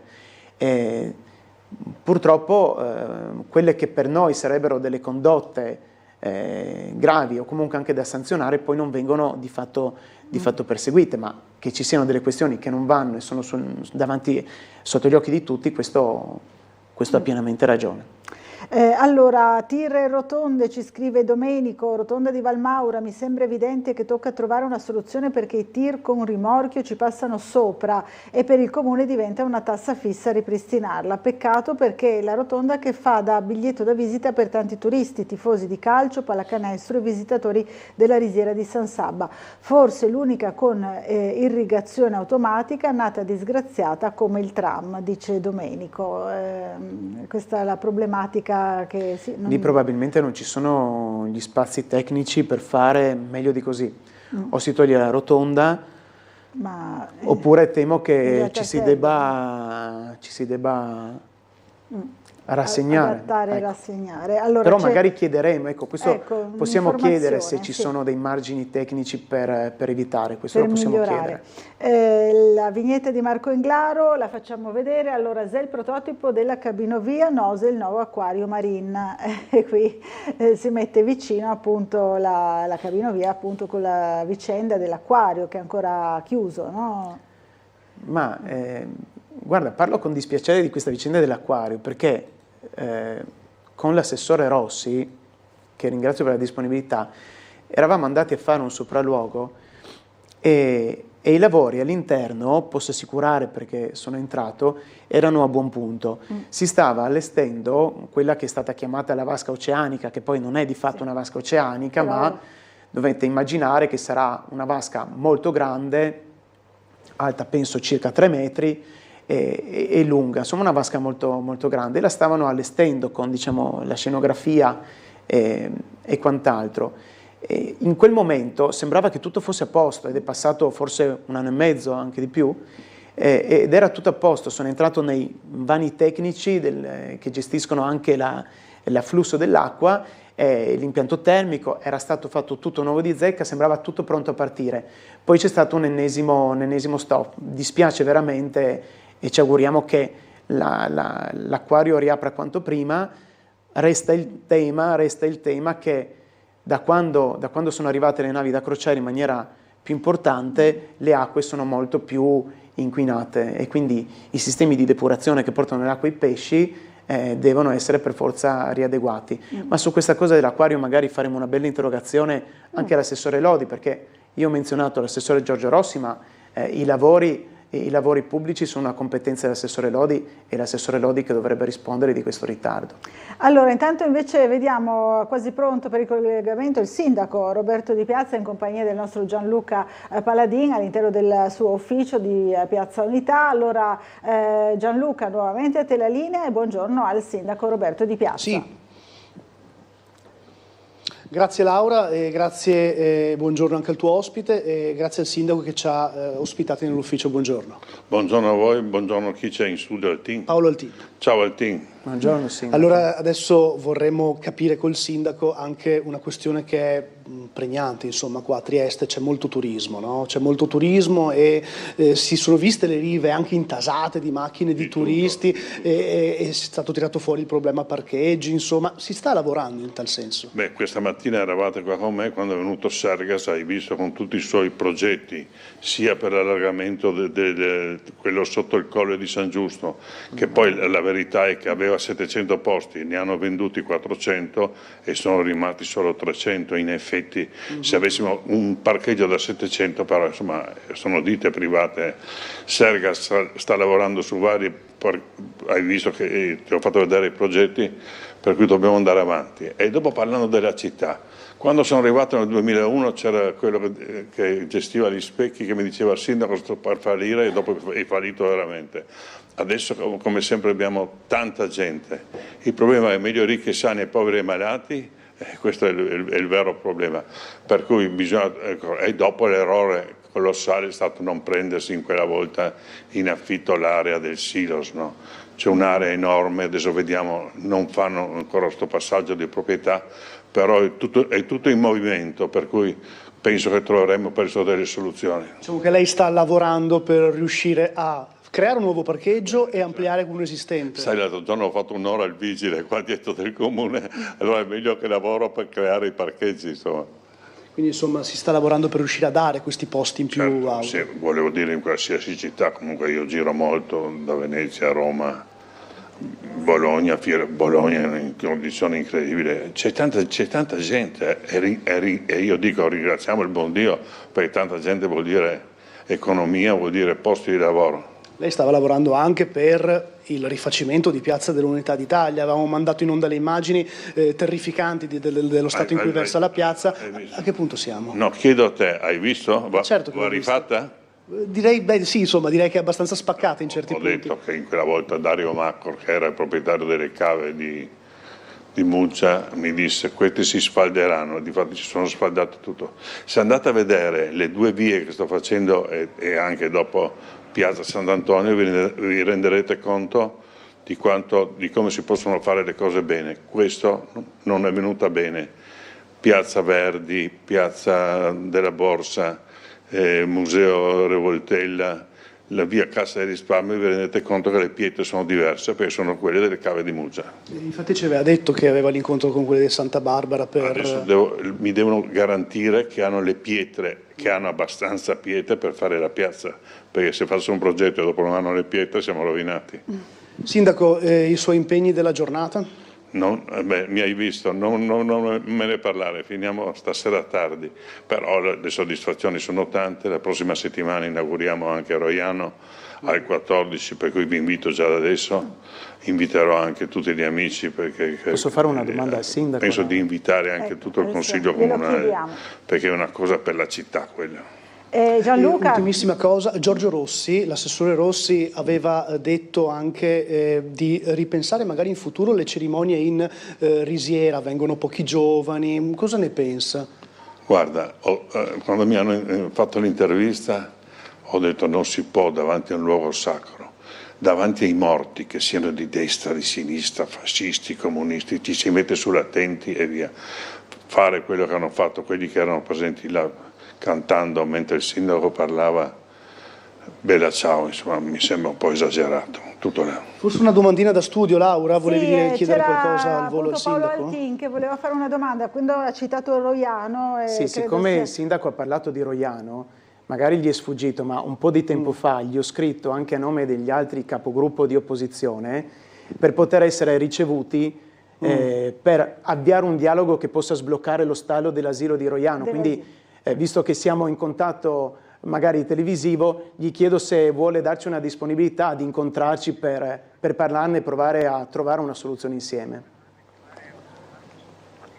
Se ci si può incontrare con una delegazione anche dell'opposizione per discutere proprio del progetto, dello stallo, sulla situazione di Roiano, se si può arrivare a un confronto assieme per poter discutere di Roiano? Sull'asilo dici? Per l'asilo, sì. No, intanto li invito all'inaugurazione di tutta la piazza e dopo sto già trovando la soluzione anche per la scuola, una delle più belle scuole che, dico a livello nazionale, probabilmente una delle più belle scuole, per cui ci metteremo attorno a un tavolo, santo Dio, troveremo una soluzione. Insomma. Puoi incontrare l'opposizione su questo?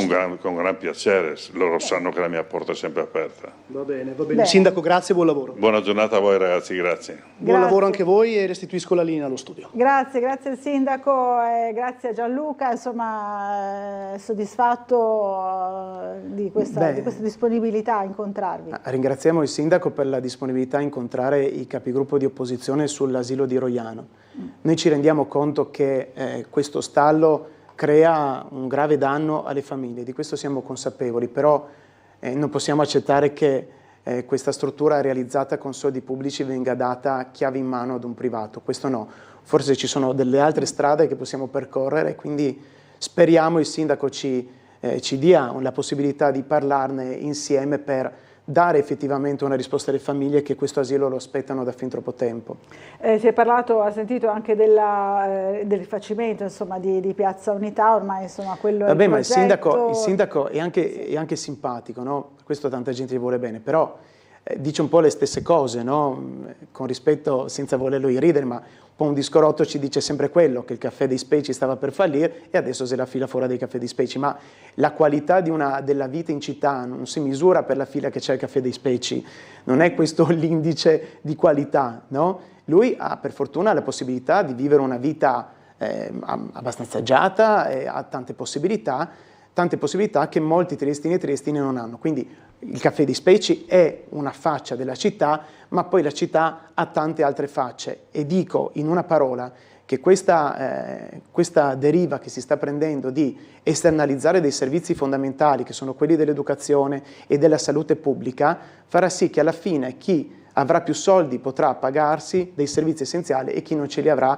come si suol dire, si attaccherà al tram. Tornando al tram, che però adesso funziona e anzi sta avendo un grande successo, no? Tra turisti, triestini. Sì, però anche qui Laura, però mi vengono fatte delle segnalazioni che il tempo che ci si mette ad arrivare da su a giù non è dei 20 minuti ma diventa praticamente di 40 minuti. Ora andremo a vedere perché mi dicono che vengono fatte delle soste tecniche in alcuni punti del tragitto che durano anche 5 minuti. È ovvio che se uno ci mette così tanto per arrivare su e tornare giù, come dire, il collegamento non è poi così funzionale. No? E comunque noi, so che siamo dei rompipalle, ma noi insistiamo perché il tram che arriva fino a Piazzetta Scorcola arrivi fino a Piazza Oberdan. Non saremo contenti fino a quando non lo vedremo nella sua sede storica. Nella sede storica. Allora, i parcheggi ancora, ci scrive Elio, sono 50 anni che si continuano a chiudere le strade della città alla circolazione delle macchine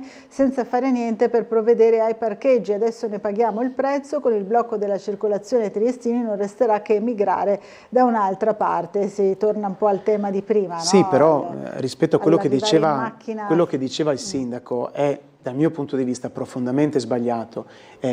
Pensare all'ampliamento del Parc San Giusto è una follia, perché il Parc San Giusto si trova in un luogo angusto, dove le macchine fanno fatica ad entrare e il risultato è che si intasa tutto fino a Piazza Venezia, per cui uno dalle rive che entra in Piazza Venezia, da Piazza Venezia alla questura ci mette mezz'ora. Capite che se aumentiamo i posti macchina lì non facciamo che aumentare l'intasamento che già c'è, perché il parcheggio è un attrattore, dove lo metti, boom, attrae, no? È come le api sul miele. Allora, più ingrandiamo quel parcheggio, più facciamo sì che lì si crei il caos. Troviamo invece altri sedi di parcheggio, oppure se viene fatto un parcheggio in un'area trafficata e centrale della città, sia un parcheggio destinato ai residenti. Quantomeno così togliamo le auto dalle strade, quantomeno questo. Ma non un altro parcheggio ad elevata rotazione nel cuore della città. Questo è inaccettabile.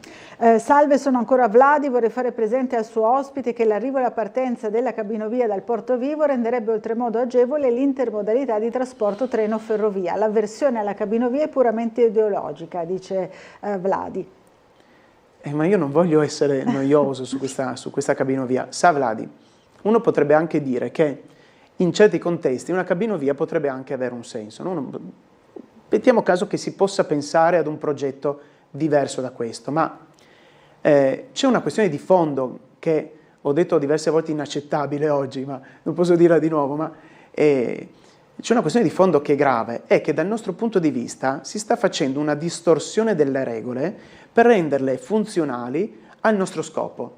Questo per noi non va bene, anche se la cabinovia in sé dovesse avere un senso, e vi ricordo che ci è stata data a bere la versione che la cabinovia sarà una sorta di metropolitana, perché i soldi che abbiamo avuto col PNRR li abbiamo avuti paragonando la nostra cabinovia a un tram leggero, a una linea di metropolitana, a una cosa del genere.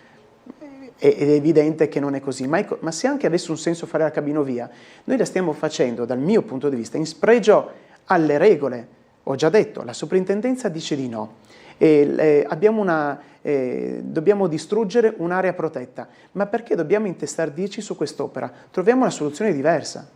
Allora, siamo in chiusura, volevo solo leggere velocemente la mail di Giuliana che dice: io sono una pensionata statale, non posseggo un caffè né un negozio, cosa me ne viene in tasca da questa massiccia presenza di turisti, per lo più mordi-fuggi, aumento dei prezzi, confusione, intasamento cittadino e così via, bravo Altin. Ma posso dire una cosa, io adesso so che qualcuno mi criticherà, ma io ogni tanto li chiamo i turisti zombie, perché ci sono due tipi di turisti: i turisti consapevoli che vengono qui alle belle iniziative, alle iniziative sulla ricerca scientifica, di divulgazione, ai grandi eventi, e poi ci sono i turisti zombie che capitano qua e si aggirano per la città come dei zombie con lo sguardo perso nel vuoto. Ecco, ci sono anche diversi tipi di turismo. Invece di prendere questo turismo mordi-fuggi, insistiamo invece su un altro tipo di turismo, su chi si ferma, su chi ha interesse a conoscere la città veramente. Ne parleremo magari in un'altra puntata, alla quale invito già da adesso a partecipare Paolo Altin. Grazie per essere stato con noi. Grazie, una buona giornata. Grazie a tutti voi che ci avete seguito e buona giornata.